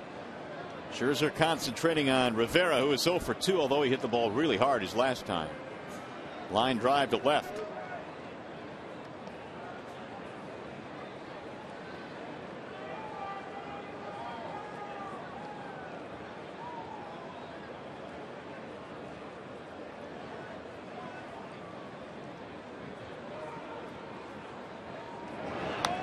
Fouled straight back. I mentioned Rivera came over in that deal with the Angels for Wells. They also got Mike Napoli, but they spun him away to Texas. The Blue Jays already had J.P. Arancibia, and they consider him the catcher of their future. They did clear a lot of room, though, in their salary. That's for sure. Wells was earning a very large one. The 1-0-1 is lined to third, fielded there by Inge. He'll go to second for the force. A bullet. Brandon Inge scoops it up, and Scherzer pitches out of the jam. They put runners at the corners, but do not score.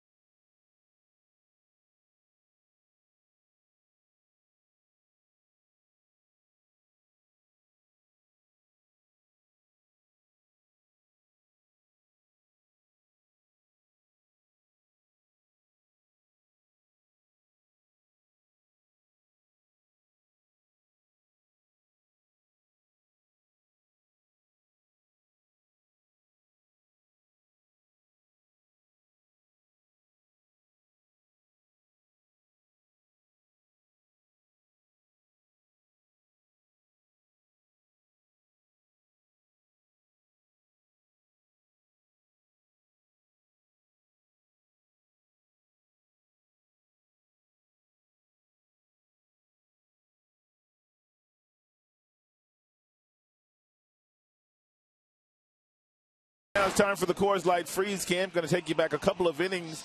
Patterson trying to get time out. He didn't get it. Escobar tried to steal a base, and real nice technique, real strong throw. Tag applied by Peralta. Nicely done by the Tigers. Coors Light freeze cam is always brought to you by your Frost Brewed Coors Light.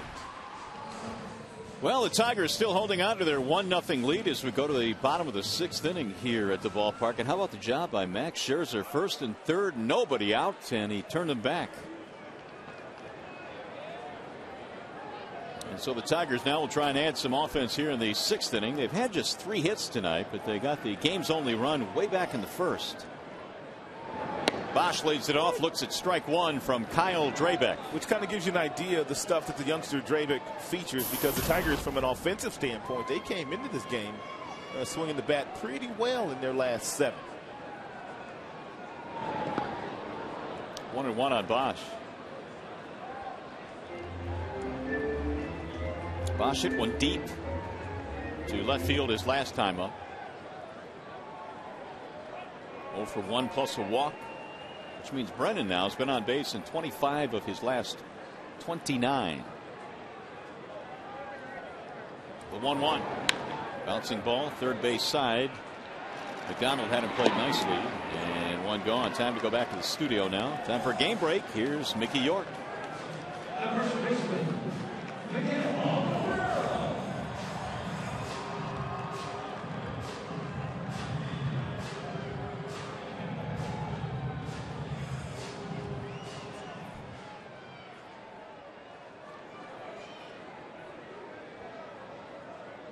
All right, Mick, thanks very much. Cleveland has been so good at home. They're playing on the road. But those Indians continue to lead the way in the Central as you check out the standings. Tigers 3.5 out. How about Minnesota? 12.5 back. It's just been ugly there. Yeah, it has been. They got swept by the Blue Jays, too, after we left. Yeah. Ron Gardenhire knows he's missing a lot of key components in his team, but still. Been a tough season in Minnesota after so many years of success. Cabrera has a walk and a sac fly.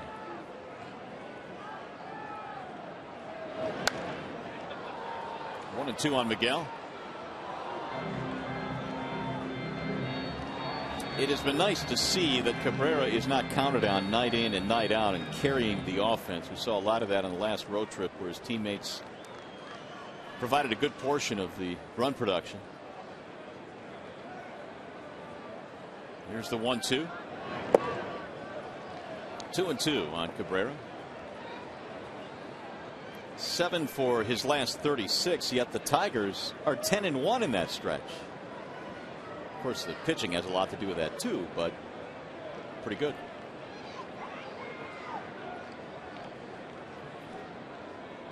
Here's the 2-2 pitch. Inside, 3-2 on Miguel.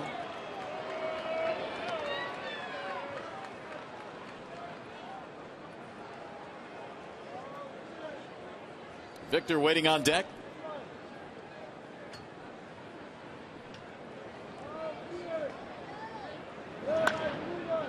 That'll get foul.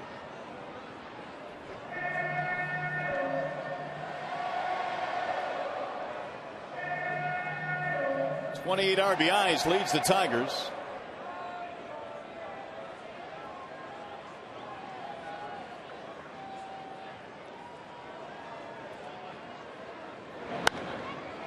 And again, that'll find its way back into the seats. 3-2.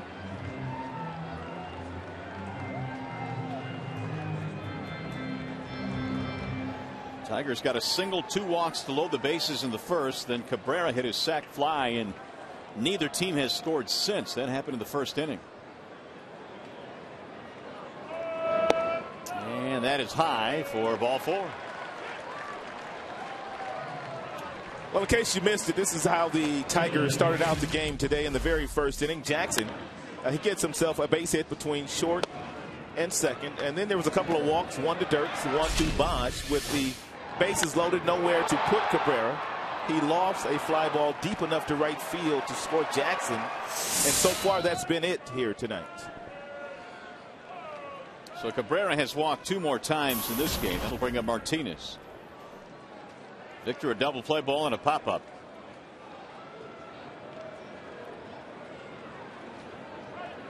That's why it's so hard for Jim Leyland to take Cabrera out of the batting order.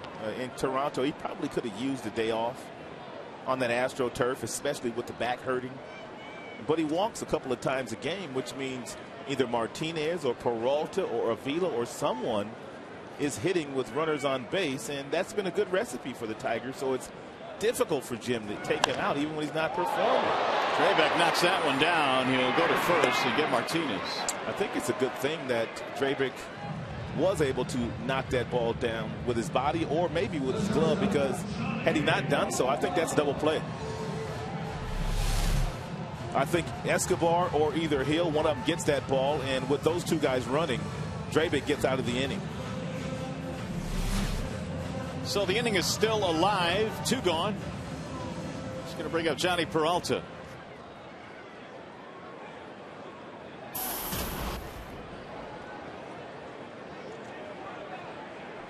Oh for 2 for Peralta.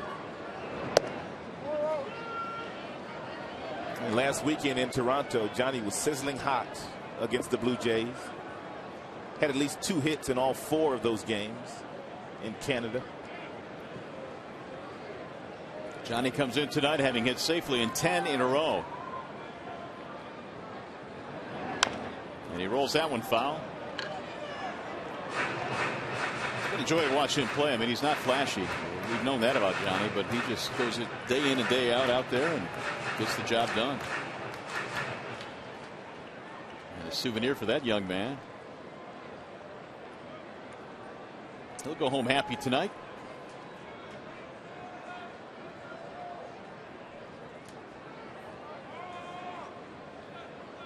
The 1-1.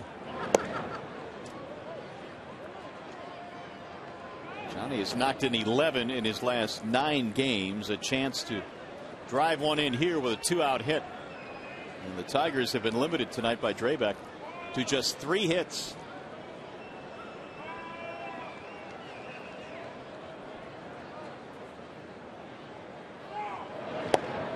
Jim Leyland said before the game today in talking about Drabek that sometimes when you face a pitcher for the very first time, as the Tigers are here, it's advantage pitcher. Well, they've been able to bend him, but they have not been able to break him. I mean, he now has 10 3-ball counts in this game. Yikes. 10 of them, and they've only scored 1 run. It's been a long time since I've seen a guy throw 100 pitches and 49 of which have missed the strike zone and still be in the game. One of those nights, I guess. 3-1 pitch. Shattered bat in the air to left. Patterson will get there, and that is that for Detroit. No runs, a walk, 1 left. Let's go to the 7th.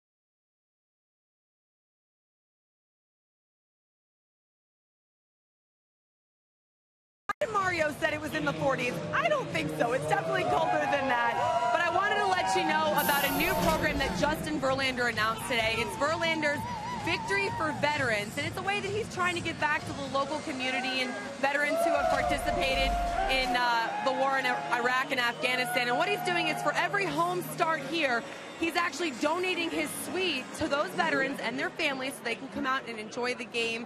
He said he has a cousin that's over there serving right now, and it's just one small way that he can give back to the community.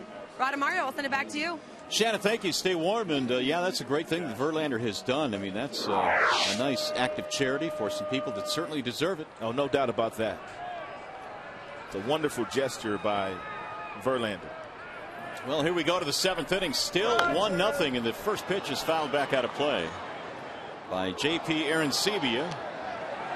Scherzer has allowed no runs on 6 hits. Arancibia is 0 for 2. And Max has been filling up that strike zone with efficiency tonight. 19 of 26 in first pitch strikes.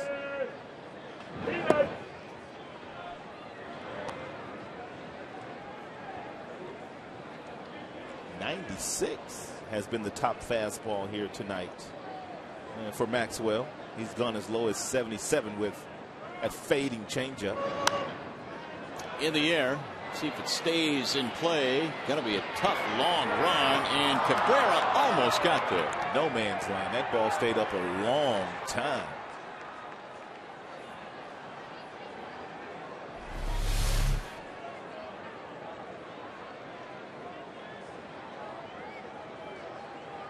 Bosch must have been playing over in right center field for him not to get a little closer than he was able to get on that foul pop-up. And there he is. He's in right center. It's a long run for everybody, Santiago included. Here's the 1-2.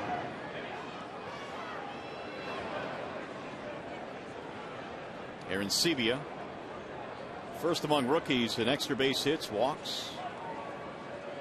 He's hit 6 homers as well.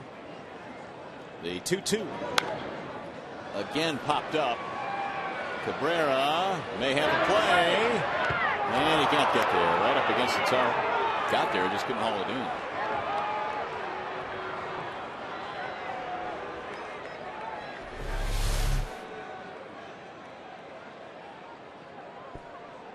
Tipped off his glove.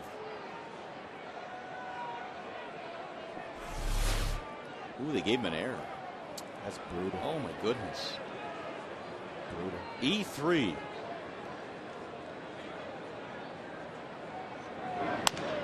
Soft liner to left, base hit. Leadoff man on here in the 7th.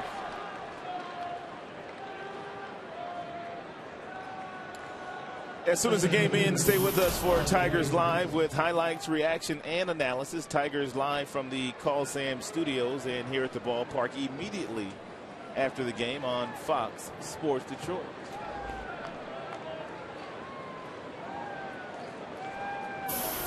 Here's Rajai Davis. 7 hits now for Toronto. Davis 0 for 2. And a little soft liner into center field. That's going to drop. That's a base hit. So here come the Blue Jays again. They put the first 2 men on in the 6th, but did not score. And the Tigers have some activity going in their bullpen. Albuquerque and Schlereth.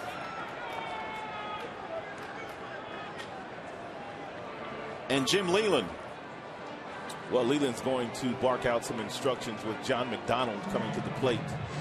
He's a guy that can handle the bat. More than likely, he will be up there trying to sacrifice the runners into scoring position, and Jim wants to make sure that nothing gets lost in the translation as to how he wants his defenders to play this bunt. Jays now have 8 hits.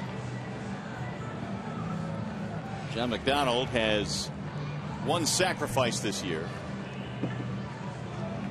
And so we'll see if he's up there trying to move the runners up.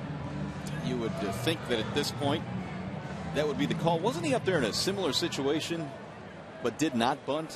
He may have been in one of those games. He may have been. And it eventually worked out for him because they got a big hit 2 batters later. But he'll be trying to bunt the ball down toward third base to make Inge field it. And he takes a strike. Yeah, that was that Jesse Litchfield Coke game. It was 5-1 at that time. We thought they might try and get a couple more runs in the 8th. He did not bunt, and he ended up striking out. That might have been the difference, the fact that they had our 4-run lead. And here it's a really close game. Only 6 sack bunts this year for Toronto. And that one sails outside, 1-1. Blue Jays this year 231 with runners in scoring position. No luck tonight, 0 for 5.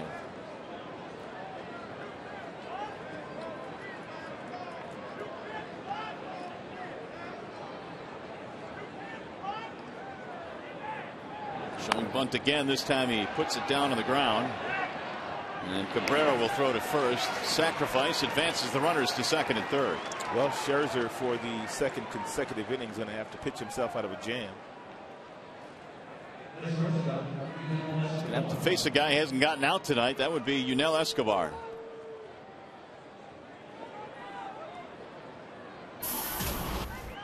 Two for 2 plus a walk. Yunel hitting 297 now. He was in the 230 range when we were there a week ago. Yeah, in the meantime, he's put together an 8-game hitting streak. Well, here's where you need to strike out if you're Scherzer. And he has the ability to do that. Almost hit him. Escobar homered against Scherzer when he faced him back in Toronto earlier this year. So he's got Max's number then. He does indeed. 2 more hits here tonight.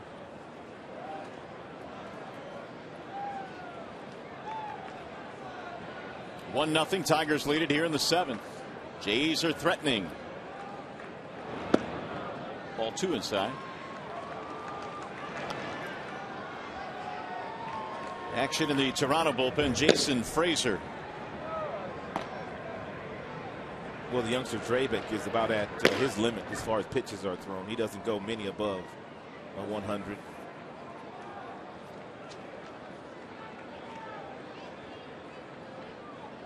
.114 his highest this year. That'll get fouled.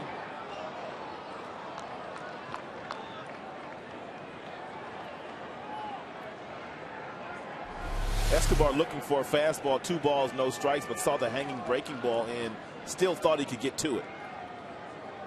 And he almost did.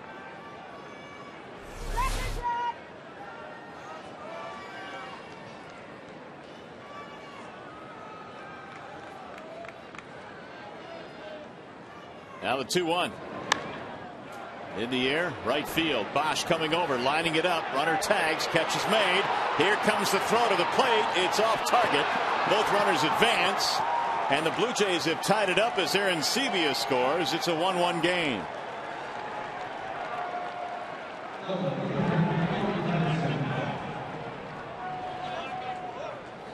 It looked like Brennan Bosch had this one sized up pretty good with his momentum carrying him back to where he was going to throw this ball to home plate, but it looked like he might have dropped down to a 3/4 angle here, and the ball kind of faded on him, which meant Cabby had to go cut it off, and there was no play at home plate.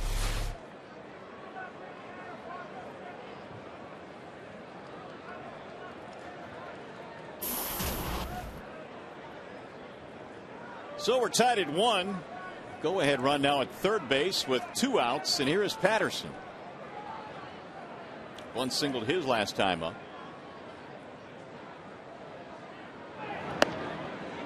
Ball outside. And because he got that bunt base hit last time up, Cabrera and also Inge are still playing in with 2 outs. And they don't want him to bunt again. Here's Inge. He's playing in. You got Cabby on this side. He's playing in.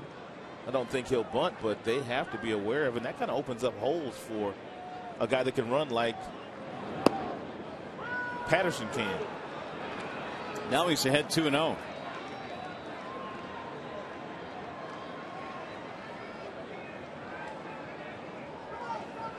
I'd rather stop it right here instead of facing that guy. I wouldn't face him.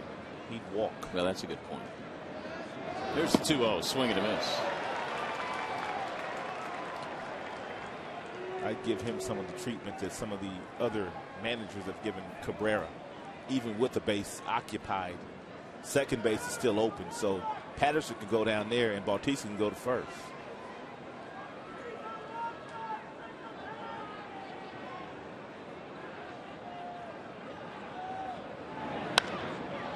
In the air, shallow right field. Bosch on the charge, so is Jackson. Bosch to end the inning. So they get one, and we go to the stretch, tied at 1.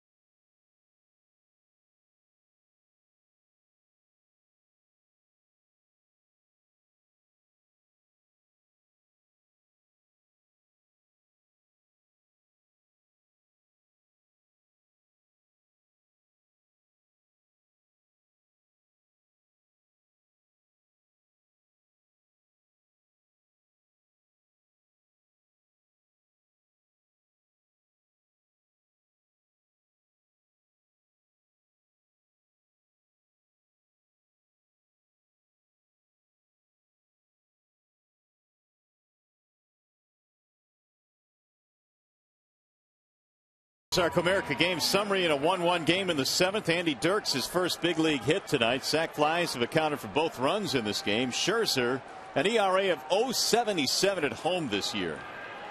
As the Blue Jays tied it up with a run at the top of this 7th. And here come the Tigers now in the bottom of the 7th. The only run given up by Max, an unearned run. Avila to be followed by Inge and then Santiago. Alex looks at a ball outside. From Kyle Drabeck, still out there. 0 for 2, couple of fly balls for Alex.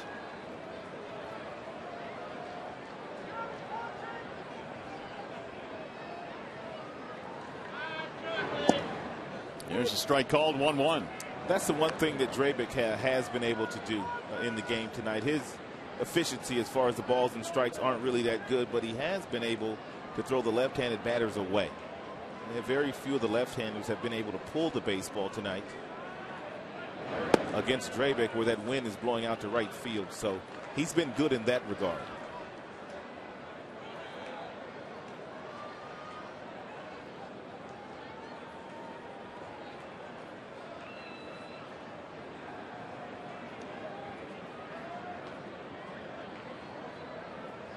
Drabeck's 2-1 pitch. 3-1 on Avila. He just continues to miss the strike zone. It's 11 of them now. 3-ball counts. 11 3-ball counts in a 1-1 game.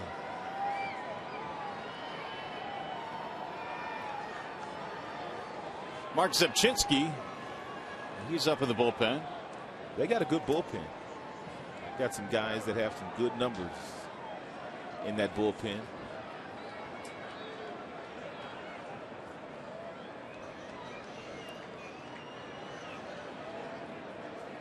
(3-1) is a ball. He walked him. So Avila leads off the 7th with a base on balls. You want to keep up with your Tigers? You can follow them with the MLB.com at Bat11 app for your iPhone, iPad, Android, or BlackBerry. Get live audio pitch-by-pitch tracking, video highlights, and more. Text at bat to 31826 or visit Tigers.com for more details. The bunt's in order here for the Tigers as well. Brandon had a single in his last at bat.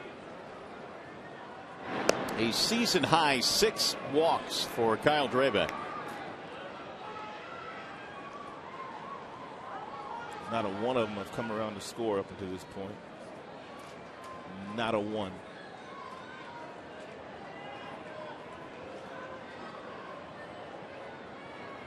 In showing bunt, lays one down.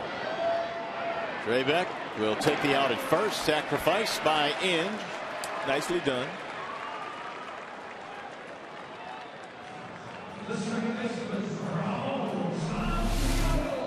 Real nice technique. Inge knows that Encarnacion at first has a responsibility to do, so he goes in that direction, making the pitcher field it, and Drabek took the sure out. He didn't want to force the issue, but trying to throw to second base to get a velo, although it looked like he may have had a play there. That'll bring up Santiago.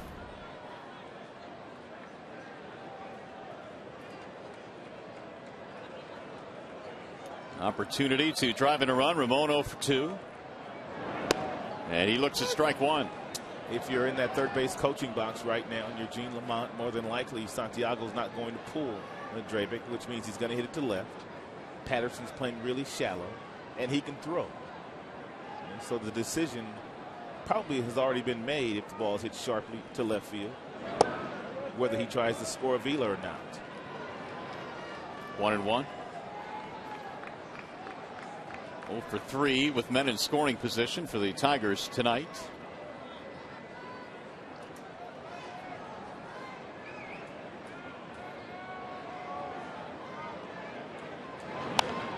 Popped him up. Foul ground. There is room for McDonald. Santiago is out, 2 gone. With all of the 3-ball counts tonight, and there have been a boatload, as we've told you, a lot of great hitters counts tonight, the Tigers have only 3 hits. So Drabek's been able to wiggle out of control problem. And he's had 110 pitches right now. And he'll face Austin Jackson.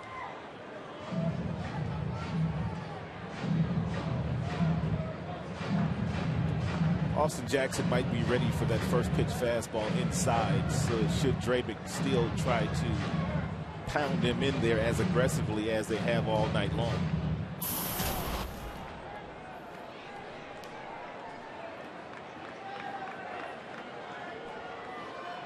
Single, stolen base, and a run scored. The only Tigers run. It came back in the first. Inside again. But the one thing about it, when he's gone in there, they've been balls. He really hasn't gone inside against Jackson for a strike.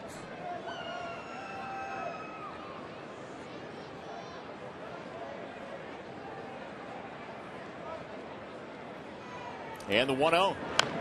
Rolled foul, 1 ball and 1 strike. Drabek still throwing mid-90s here in the 7th. His last fastball in 94. His fastball's not straight either. He's got some movement to his fastball. Short sleeves on a chilly evening here.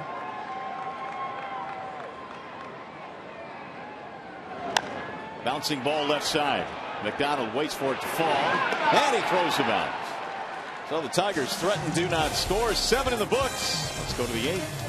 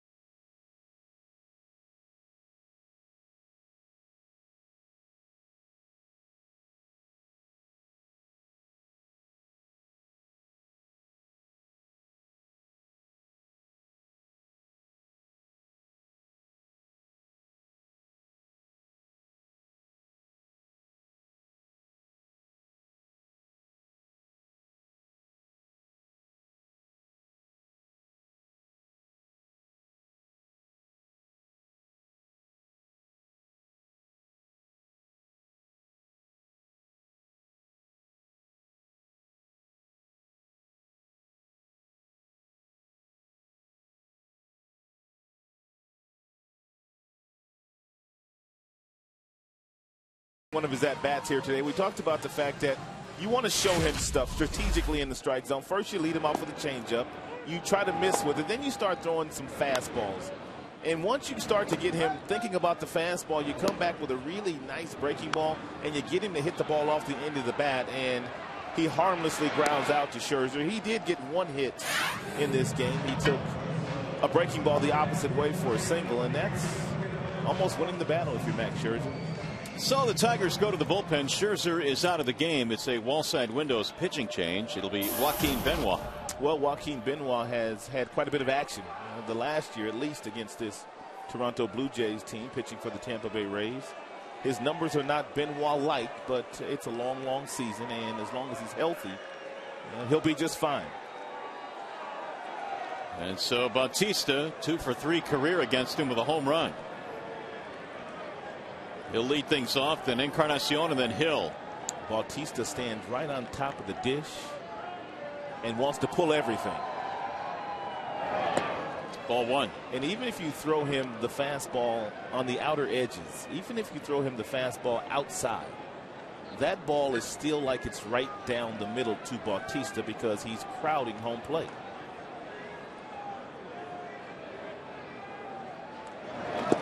Good pitch. Nice changeup.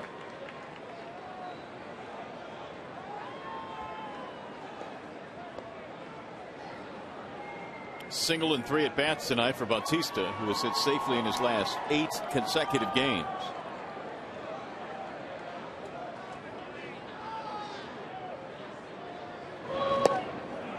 Just missed the outer edge. 90-mile-an-hour fastball, and Benoit thinking, wasn't that a strike? You take a look at the pigeon-toed starting point for Benoit.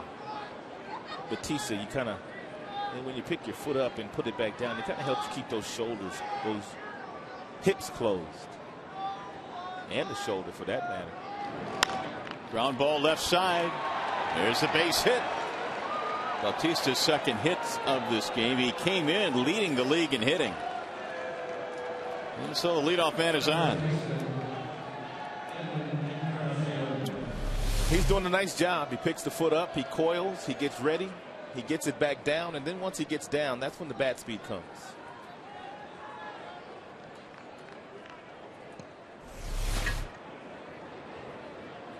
That's going to bring up Encarnacion. I saw where Matt Joyce was leading the American League in hitting a couple of days ago. Did you see that? Yeah, he was tied with Bautista coming in. There's another base hit to left. See, Benoit can't live right there. I mean, when Benoit put up those sparkling numbers last year for Tampa Bay, he was not throwing fastballs right down the middle. He was hitting his spots on the black, whether it be inside or outside. But take a look at this fastball. It's 90, it's straight, and it's belt buckle high, and it's right down the middle.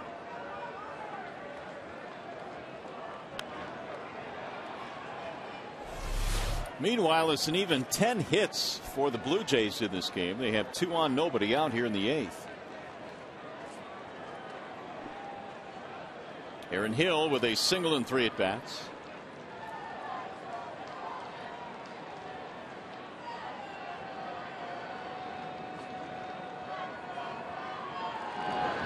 Wave it and miss, 0-1. So Benoit has some work to do here, with 2 singles to start the inning off.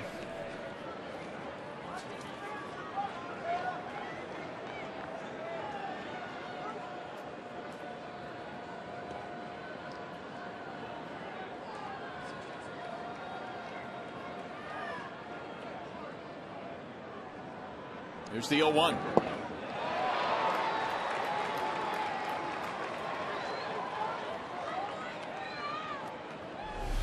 Aaron Hill, dead fastball hitter, getting fooled by the breaking ball from Benoit.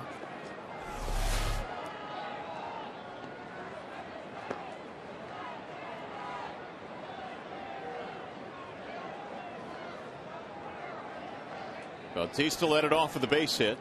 Encarnacion followed with a single of his own. 10 Toronto hits tonight.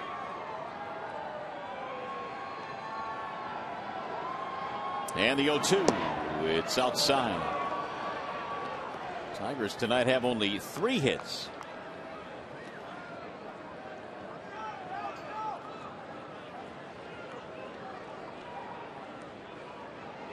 Al Albuquerque warming up in the Detroit bullpen.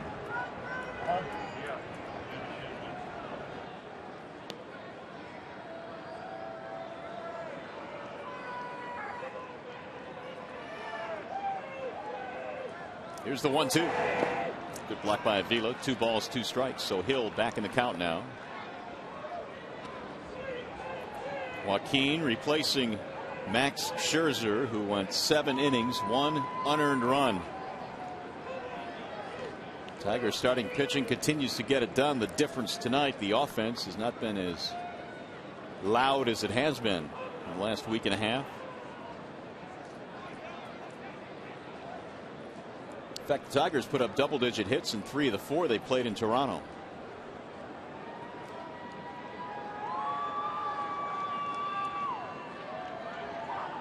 And the 2-2. Line drive, fair ball down the third base line. This will get a run in. Encarnacion coming to third base. They're going to stop him there. It's a double and an RBI for Aaron Hill. And the Blue Jays have their first lead of the night. It comes here in the 8th.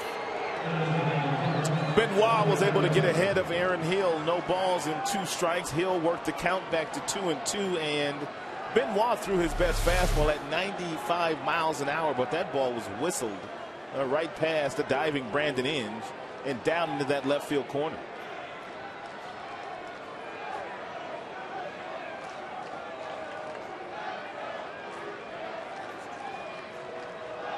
Three straight hits open up the 8th.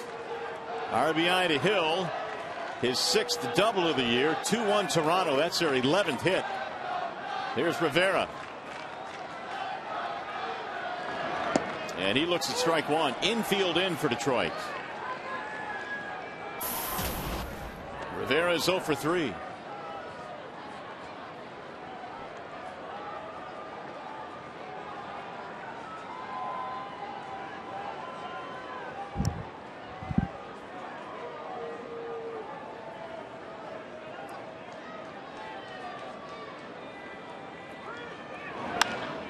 Fly ball right field. This will be deep enough to get a run in. Bosch backing up. Encarnacion will tag. He will score, and scooting to third base as well as Hill. Rivera gets the job done. It's 3-1 Toronto. And that's only the first out of the inning.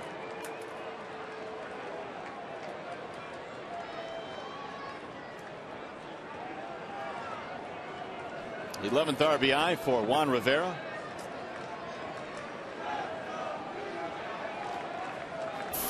Bring up Aaron Sebia, who had a single in the 7th and scored a run.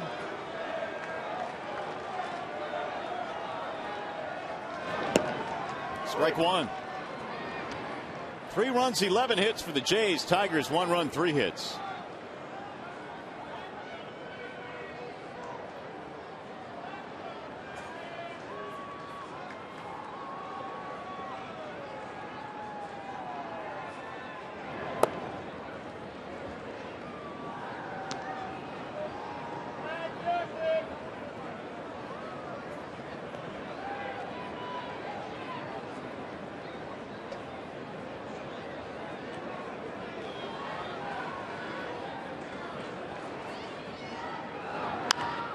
High towering fly ball to left. Dirks going back to the track in front of the wall to make the catch, and that'll get another run in. From an offensive standpoint, they've been fundamentally sound to score their 4 runs. Sack bunt, clutch knock, couple sacrifice flies in this inning. Good base running, guys tagging up. 3 sack flies for Toronto and 1 for the Tigers.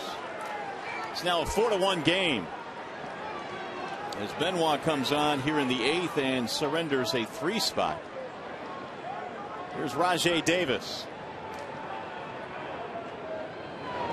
It goes without saying that the Tigers have to get Benoit straightened out. They really must get him straightened out.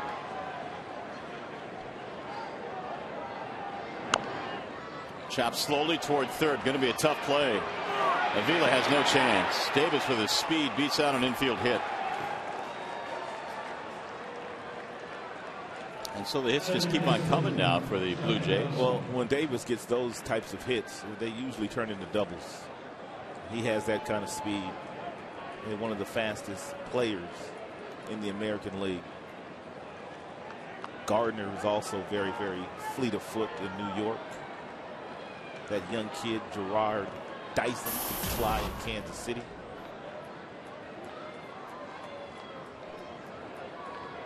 Here's McDonald. 12 Toronto hits this evening.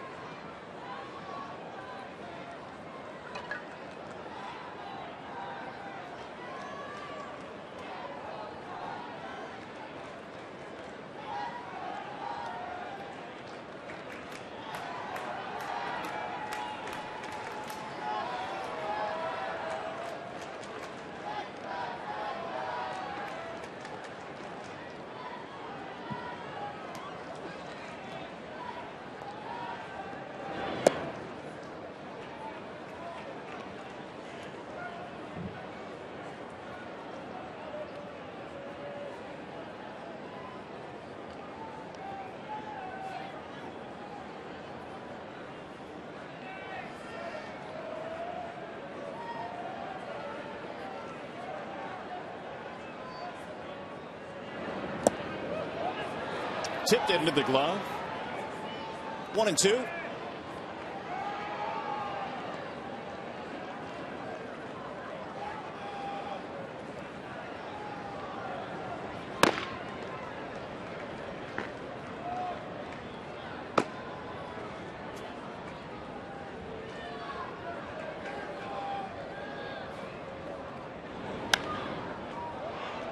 Shallow right field, Santiago back. And that will end the inning, but it's a big inning for the Blue Jays. They break a 1-1 tie with a 3-spot.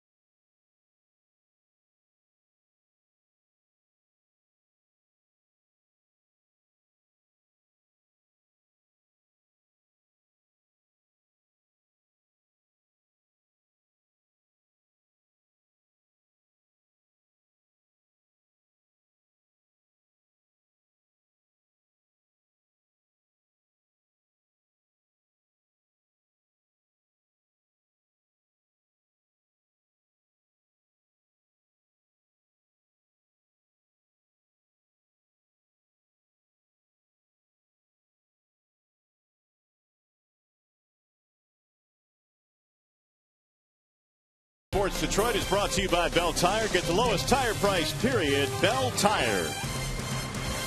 Bottom of the 8th inning here at Comerica Park. The Blue Jays have taken the lead on the Tigers. 4-1 is our score. Glad to have you with us here at the ballpark tonight as the Tigers begin to wrap up this homestand before they hit the road again. And the Jays will send Mark Zepchinski to the hill now. Drabek is done for the night. Well, Zepchinski's one of those guys that's not really overpowering, although you wouldn't know it by the numbers. 18 strikeouts in 17 and 2/3 innings pitched. But where he's really been good is he hasn't been giving away a lot of free passes. only 5 of those, and he also leads the team with 19 appearances this year. Tigers have some work to do. Ryan Rayburn will pinch hit for Andy Dirks. Leading off the 8th, Rayburn, Bosch, Cabrera facing the lefty. 4 runs on 12 hits for the Jays. Tigers have a run on 3 hits. Rayburn at .214 now this year. He's hit 4 home runs. Zemchitsky misses inside, 2-0. Tigers got a run in the first inning and have not scored since. And despite his bout of wildness and all the base on balls, Kyle Drabek giving up just 1 run. And lefty's hitting a bucket some change against Mark, and righty's not a whole lot better. You may remember just a couple of days ago the Tigers put a 3 spot on the Kansas City Royals, and they didn't score beyond that inning. Here's the 2-1. Bouncing ball left side, right at third baseman John McDonald. Ooh, and a nice scoop at first by Encarnacion. 1 away. Hey, by the way, you can vote for your Tigers McDonald's Player of the Game presented by the Big Mac tonight using your cell phone. Text Tigers followed by a space, the player's uniform number to 37338, or vote online at foxsportsdetroit.com. The winner for you. Final results on Tigers Live. Here's Bosch with 1 out.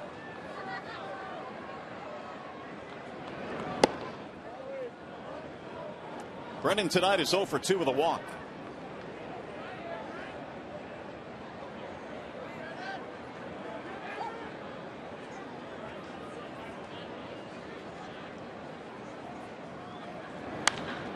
Pulled hard to the second baseman, Hill. What a play. Gets to his feet and throws him out. That ball was behind Hill when he finally was able to snare it with the glove. Just an absolute bullet off the bat of Brennan Bosch. But look where he makes the play. And the ball is by him. He reaches out and still able to grab it. Bosch probably won't hit one harder than that, or much harder. Hill equal to the task. Bases are empty. That'll bring up Cabrera. And he looks at ball 1.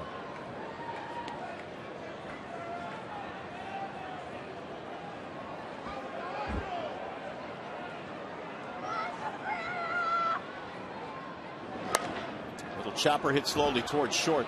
Escobar has it. And Zemchitsky comes out of the bullpen and gets 3 easy ground ball outs, although one was scalded like a rocket. 8 in the books. We go to the 9th, 4-1.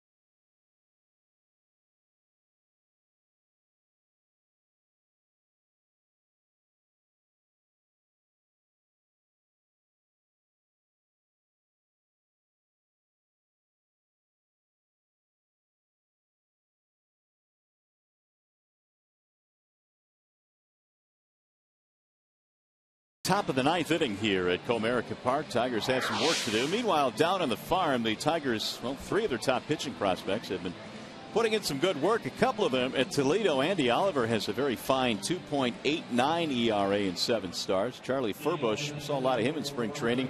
He's off to a nice start as well. And the Tigers' top pitching prospect is at Double-A, Jacob Turner, who has an ERA of 2.58. So it's good to see the young arms getting off to a good start down in the minor leagues as Ryan Perry takes over now for Detroit. Yeah, Ryan Perry needs some work. He really hasn't worked all that much in the month of May. One reason the starters have been getting the ball directly to either Benoit or Valverde, and Ryan Perry really hasn't been needed all that much.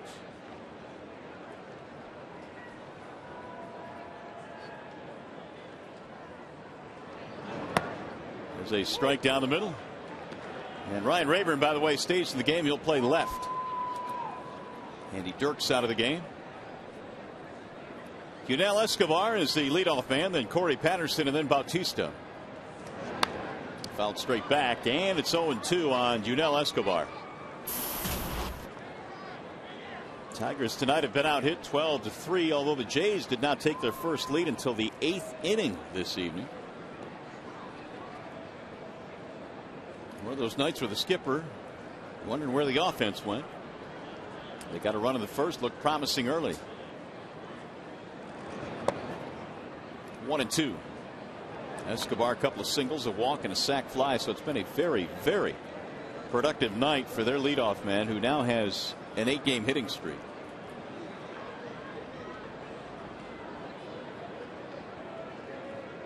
Here's Perry's 1-2.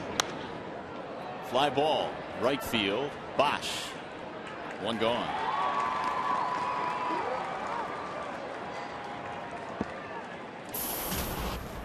Hey, Tigers fans, it's easier than ever to find the seats you want or to sell the tickets to the games you can't make on StubHub, the official fan-to-fan ticket marketplace of the Detroit Tigers. Go to StubHub.com and choose your seats today.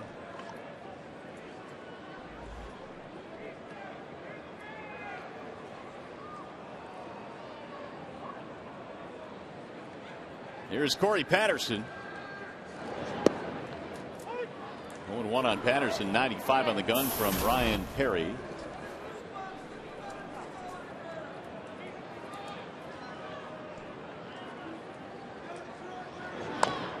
Rolled foul, first base side, 0-2. Same two teams tomorrow wrap up this mini 2-game series, and the Tigers will be sending out Rick Porcello against Jesse Litch. And we've got a 2-gamer coming up in Boston before interleague play starts in Pittsburgh for Detroit. Popped up. Inge on the charge, foul ground. He'll get there. Nice play. Almost overran it. 2 gone.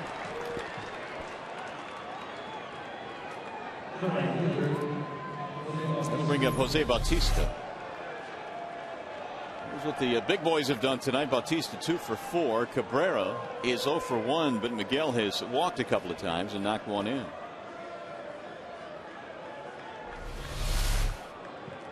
By the way, tonight 17 outs in the air for Tigers pitching. And that's hit right through Cabrera into right field. So Bautista's on again.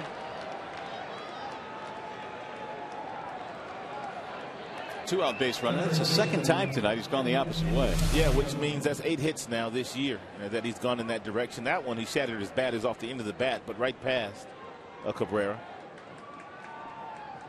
Looked like Caddy might have been fooled by this ball.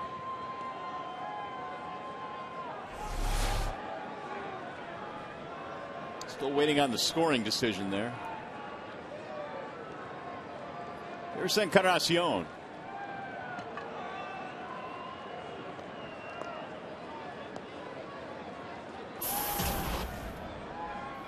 A couple of singles and a run scored.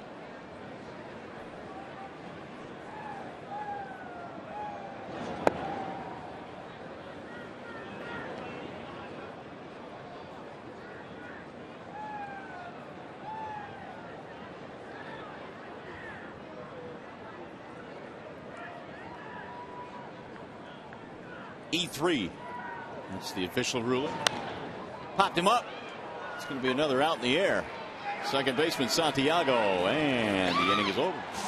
No runs. An error, one left. Bottom of the ninth coming up.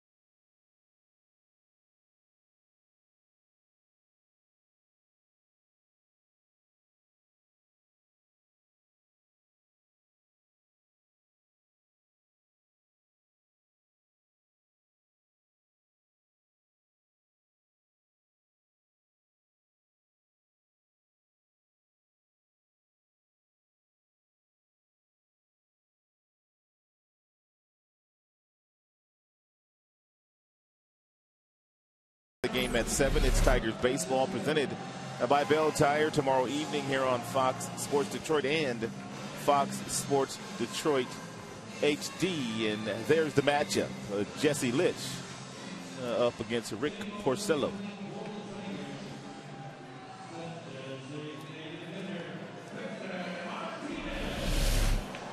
So the Blue Jays have a new pitcher now. Frank Francisco will pitch in the ninth and try and save this one for Toronto. He's having a solid season. And for the most part, he has pitched with the Texas Rangers in the major leagues. He's got a power arm. He can close the game for you, obviously. And when you're striking out a whole lot more than the innings that you're pitching and the opponent's batting average is 156, it's a pretty good remedy for success.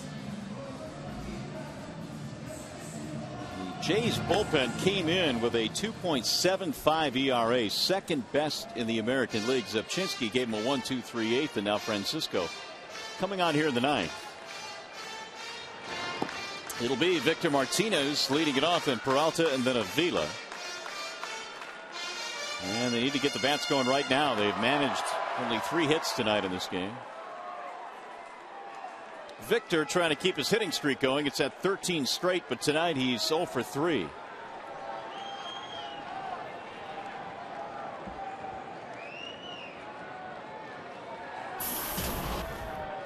.320 average now for Martinez.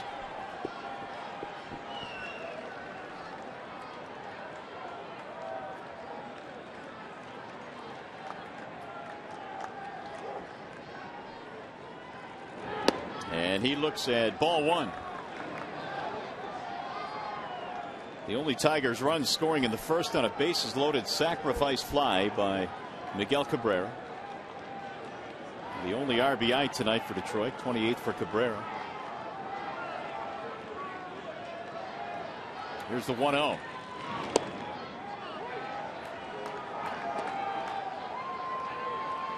Francisco a couple of years ago saved 25 with the Texas Rangers. Neftali Feliz, their closer these days.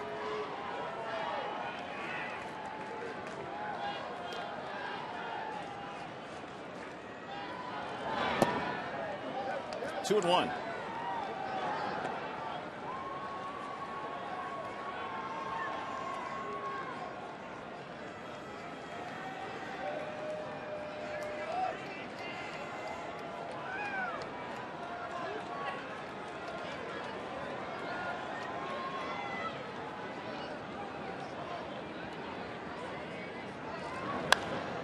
Popped him up. McDonald coming in from third. He's on the grass. And Victor is 0 for 4 tonight. First out of the ninth. We remind you this copyrighted telecast is presented by the authority of the Detroit Tigers, may not be reproduced or retransmitted in any form, and the accounts and descriptions of this game may not be disseminated without the express written consent of the Detroit Tigers. He's going to bring up Johnny Peralta.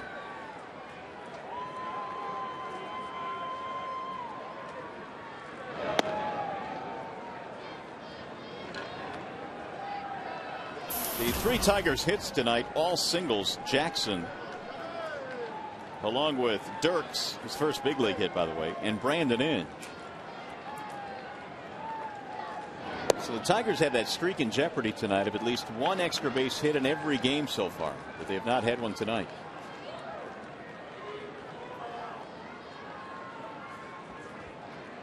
Dirks gets his first big league game out of the way, first big league hit as well. Here's the 2-0 pitch. There's a strike, 2-1.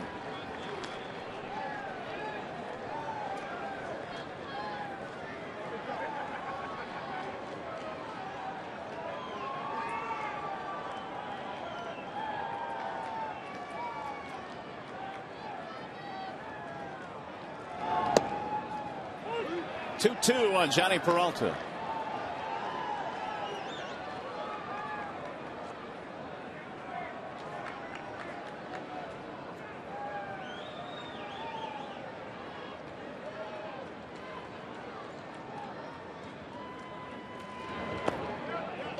Fill it now, 3-2.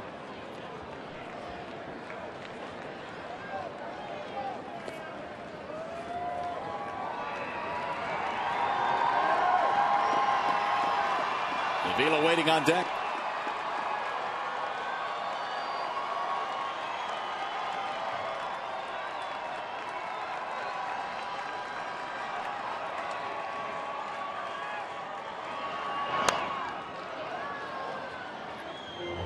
Matter of fact, Peralta has his hitting streak on the line right now. It's a 10-gamer, and he is 0 for 3. Jackson was able to extend his. It's a 9-game streak. 3-2.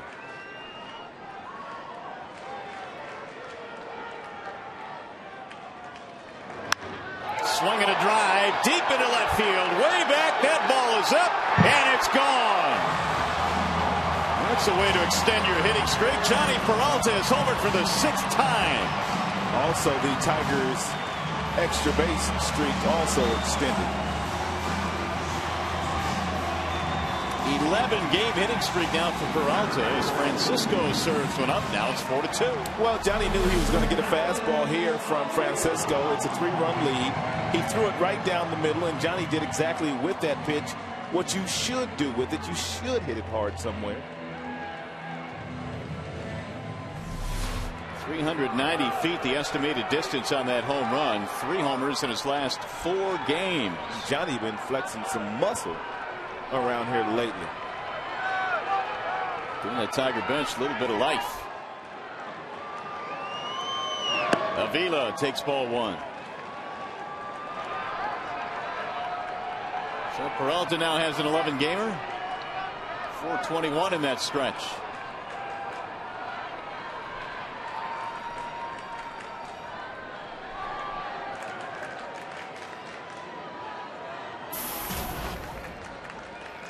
Avila's 0 for 2.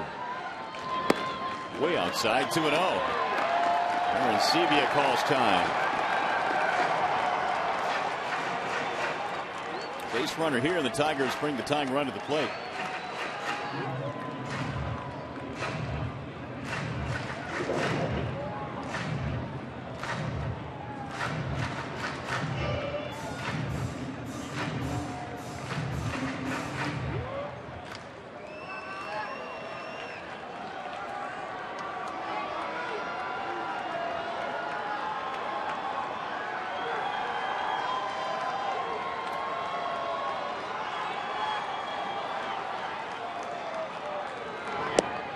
Two and one.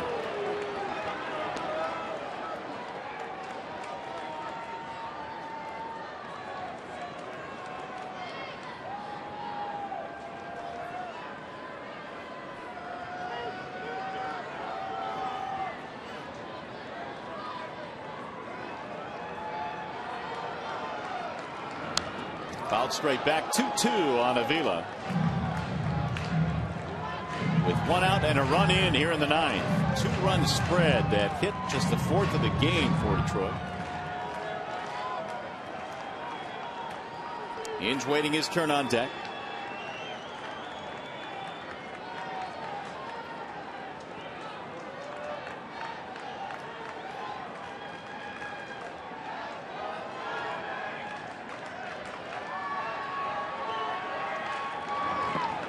Low, 3-2.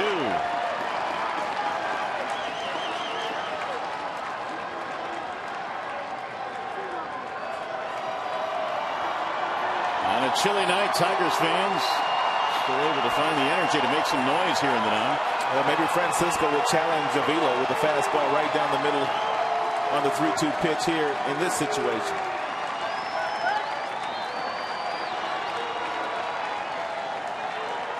Full count pitch. Fouled away.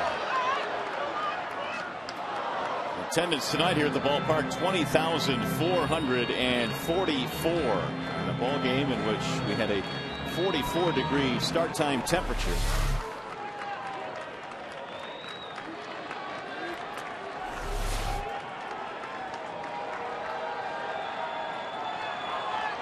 Three and two.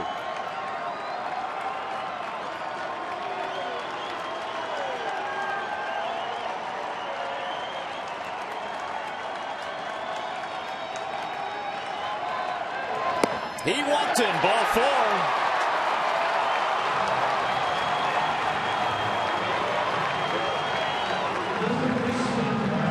Tying run coming up. Nail-biting time now for John Farrell. Bruce Walton. Inge sacrificed in his last at bat. He is 2 for 6 career against Francisco. 2-run game with only one out.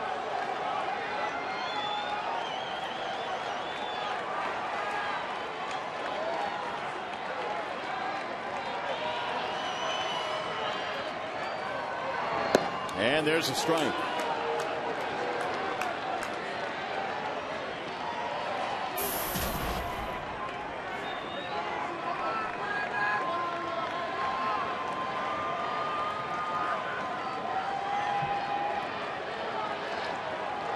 Here's the 0-1 pitch.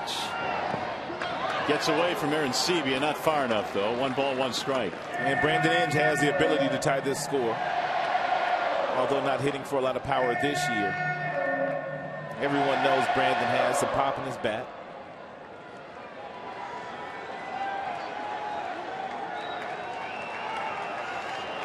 It's the 20th pitch thrown by Francisco in this inning. 10 have been balls, 10 have been strikes. Only 1 out recorded. Fouled off at home plate. 1 and 2. It's been that kind of game for Blue Jays pitching.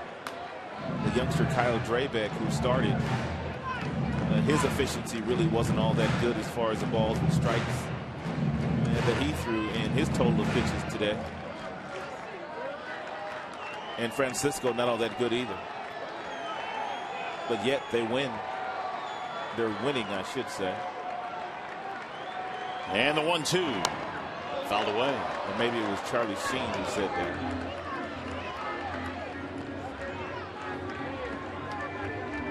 We have Don Kelly waiting in the on-deck circle. Santiago was due, so Kelly would pinch hit.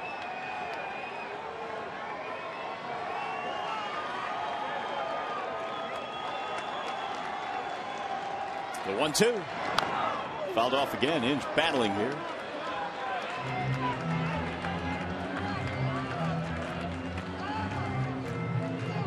Tigers get some life on the home run by Johnny Peralta, and then a walk to Alex Avila. And meanwhile, Jason Frazier is warming up one more time. He was up earlier in the game. And the 1-2 again. High drive, left field, hit well on the move. Patterson still going back. He'll make the catch. Halfway onto the warning track. 2 gone. Inge took a shot. And so now Don Kelly is the last chance for Detroit. There's some wind up there, but I think Brandon may hit this ball down toward the label, not necessarily on the sweet part of the bat. And therefore, it didn't travel out.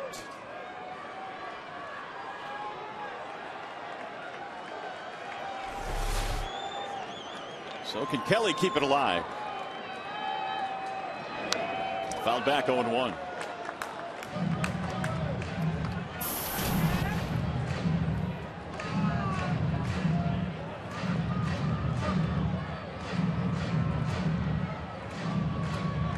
Don Kelly this year 0 for 1 as a pinch hitter.